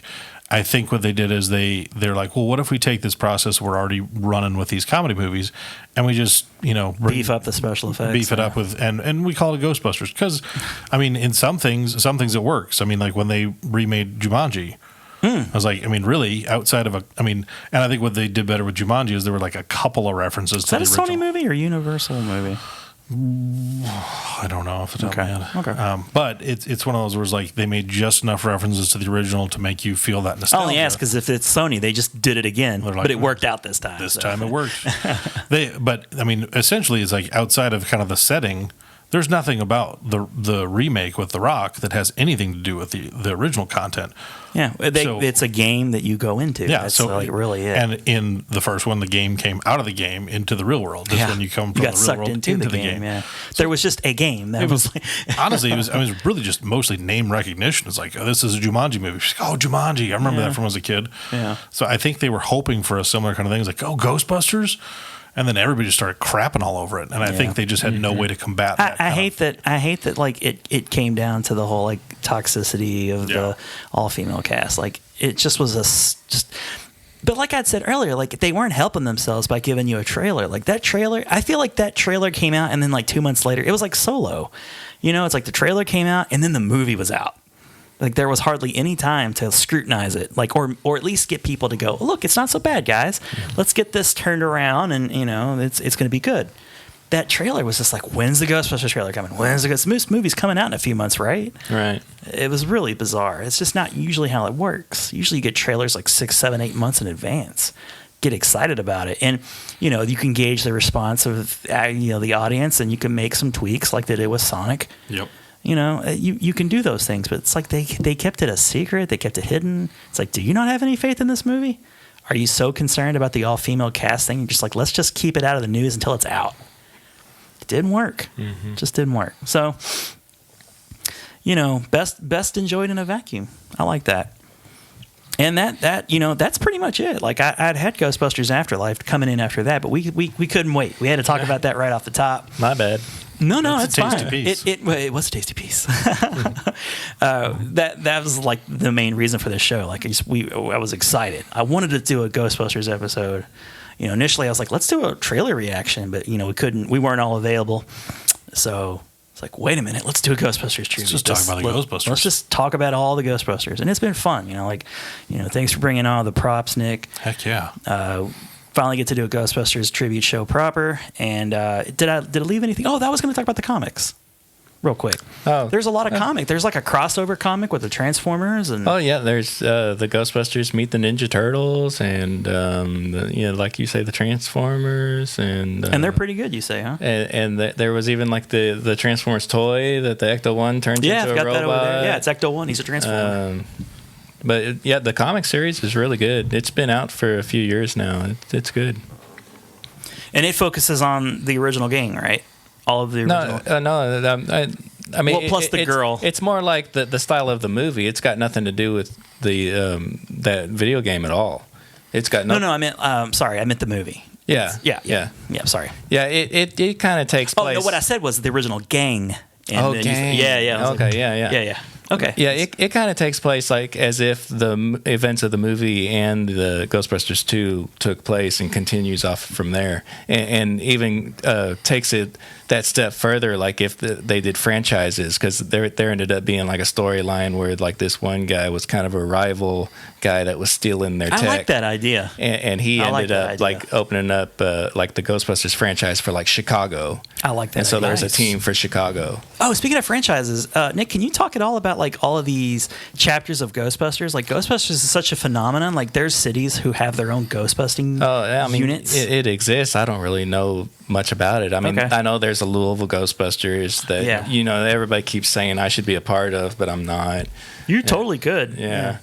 But I love that there was like an Ecto-1 driving around for like Halloween events. Yeah. Like there's. I mean, there's nothing like Ghostbusters. The movie's been like it's like 35 years old. Yeah, there's all kinds of Ghostbusters of like whatever like state or city or whatever. You can think of a lot of fandoms that are out there, and certainly Star Wars is up there, and Star Trek is up there, and Star Trek has its conventions and its Trekkies. That's probably the only thing that steps above it. Mm-hmm. But I mean, for more or less one movie that everyone universally agrees is fantastic, all of this comes from the first movie. Yeah, it all comes from the first movie. Mm-hmm. The second movie it borrows from the goodwill of the first one, but I mean it's because of the 1984 movie that we love so much. Yeah, like everybody can say, "Oh, sure, I enjoyed the second movie, fine," but it's the first one. Yeah, you have pockets of people who like it. You have pockets of people who are like in for the cartoon and the toys, but it's that first one. It's like universally accepted to be fantastic. Mm-hmm. One of the best movies. So rewatchable. I don't know, it's up there, man. It's up there with like Jurassic Park, and Back to the Future, and You know, like I got a wall of movies on they're like some of my all-time favorite movies. Star Wars: A New Hope. Yeah, totally. Dark Crystal. That's for you. That movie frightened me. It's an acid trip up on the screen. Ghost Heads is a documentary. It was on Netflix. I don't know if it's still on Netflix. Oh yeah, I watched that. It's good. What's this about again? It's just a documentary on Ghostbusters. Oh, okay. And it goes about their. It's on Netflix. That's where I think they put it out for Netflix. Yeah, it's all about the fans. Yeah. So cool. I got to check that out. It's really. So it probably focuses a lot on these groups. Yeah. It's really good, and it's cool to see like how people have. Like this movie, not only like it was entertaining and it inspired them, it was like these groups of people have done a lot of good things in the name of Ghostbusters. This movie's probably done a lot for science. Yeah, like visiting hospitals and stuff. It's really so cool. It's really cool. It was filmed like when the female Ghostbuster movie was coming out, so they were like all excited about that coming. I always get excited when I see somebody walking up, you know, like in a convention or whatever, and they got the full Ghostbusters costume. Oh man, I remember the first time I saw somebody it was like at a concert or something or other. I forget. I think it was like a video game concert or something. But they had like the full gear on. This was like the first time I'd ever seen like in real life. You can do this? Like an actual like real proton pack. Yeah. I was just like amazed. Your mind went. I got to get to work on 1.0 right now. That's cool. Well, you are the biggest Ghostbusters fan I know, Nick, and I didn't realize you were like such a big Ghostbusters. I assumed you were a big Ghostbusters fan, but like I didn't realize you were such a big. Right? Well, what I was gonna say is like I didn't realize you were such a big fan of the cartoon series and stuff. Like way into it. All right. Well, I hope you guys enjoyed this tribute to Ghostbusters as much as we did, as much as we love watching Ghostbusters and talking about Ghostbusters. We'll probably we have to come back we have to agree to do an episode of review. We'll have to cross the streams again. Yeah. We'll have to cross the streams again. And hopefully, like not explode at the speed of light. So, I looked at the streams, Ray. I love that delivery of Egon too. Like why would he do it? You know, like you wouldn't expect him of all people, the man of science, to do it. Check us out on YouTube, youtube.com/BitGeek. We're available on the audio streams, all of them, iTunes, Spotify, children's birthday parties, Podbean. That's right. We'll show up with the jam box and do the Ghostbusters dance. We'll come by. We'll come by a kid's birthday party and we'll talk about the Ghostbusters. Nick will do it. He's got the cost. He's got the whole setup right there. You should do that, Nick. You can make a little bit of scratch on the side. But anyways, for the BitGeek Podcast, I've been one of your co-hosts, Ron Avis. I'm Nick Wright. And I'm Adam Peterson. And we'll see you next time. Suck in the guts, guys, with the Ghostbusters. Sorry we had to hose you there, but you were kind of out of control. Tell them about the Twinkie. What about the Twinkie? You could accept the fact that this city is headed for a disaster of biblical proportions. What do you mean, biblical? What he means is Old Testament, Mr. Mayor. Real wrath of God type stuff. Exactly. Fire and brimstone coming down from the skies. Rivers and seas boiling. 40 years of darkness, earthquakes, volcanoes. The dead rising from the grave. Human sacrifice, dogs and cats living together. Mass hysteria. You have any hobbies? I collect spores, molds, and fungus. Heat them up.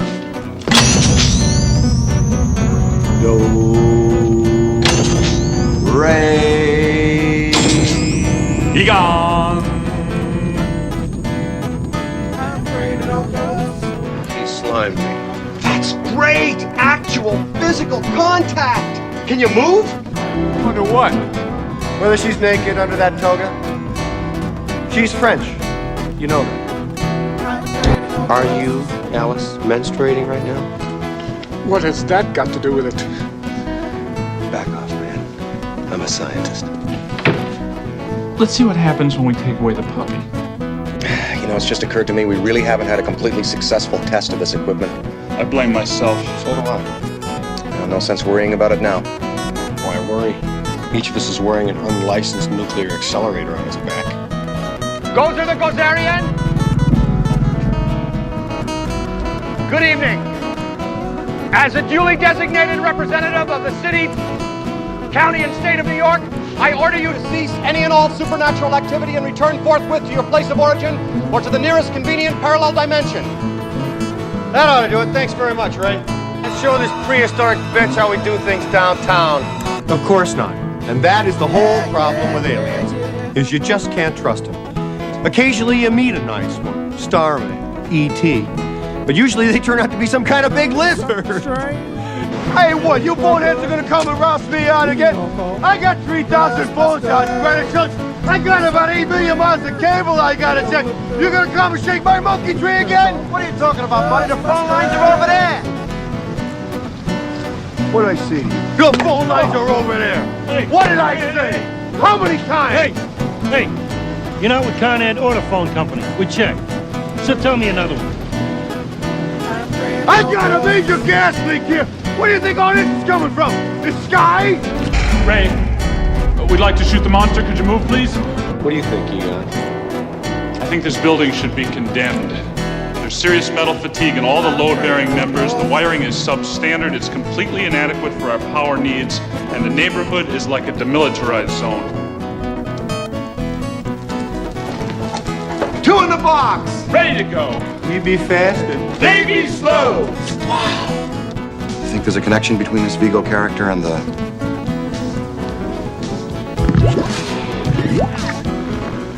slime? Is the atomic weight of cobalt 58.9?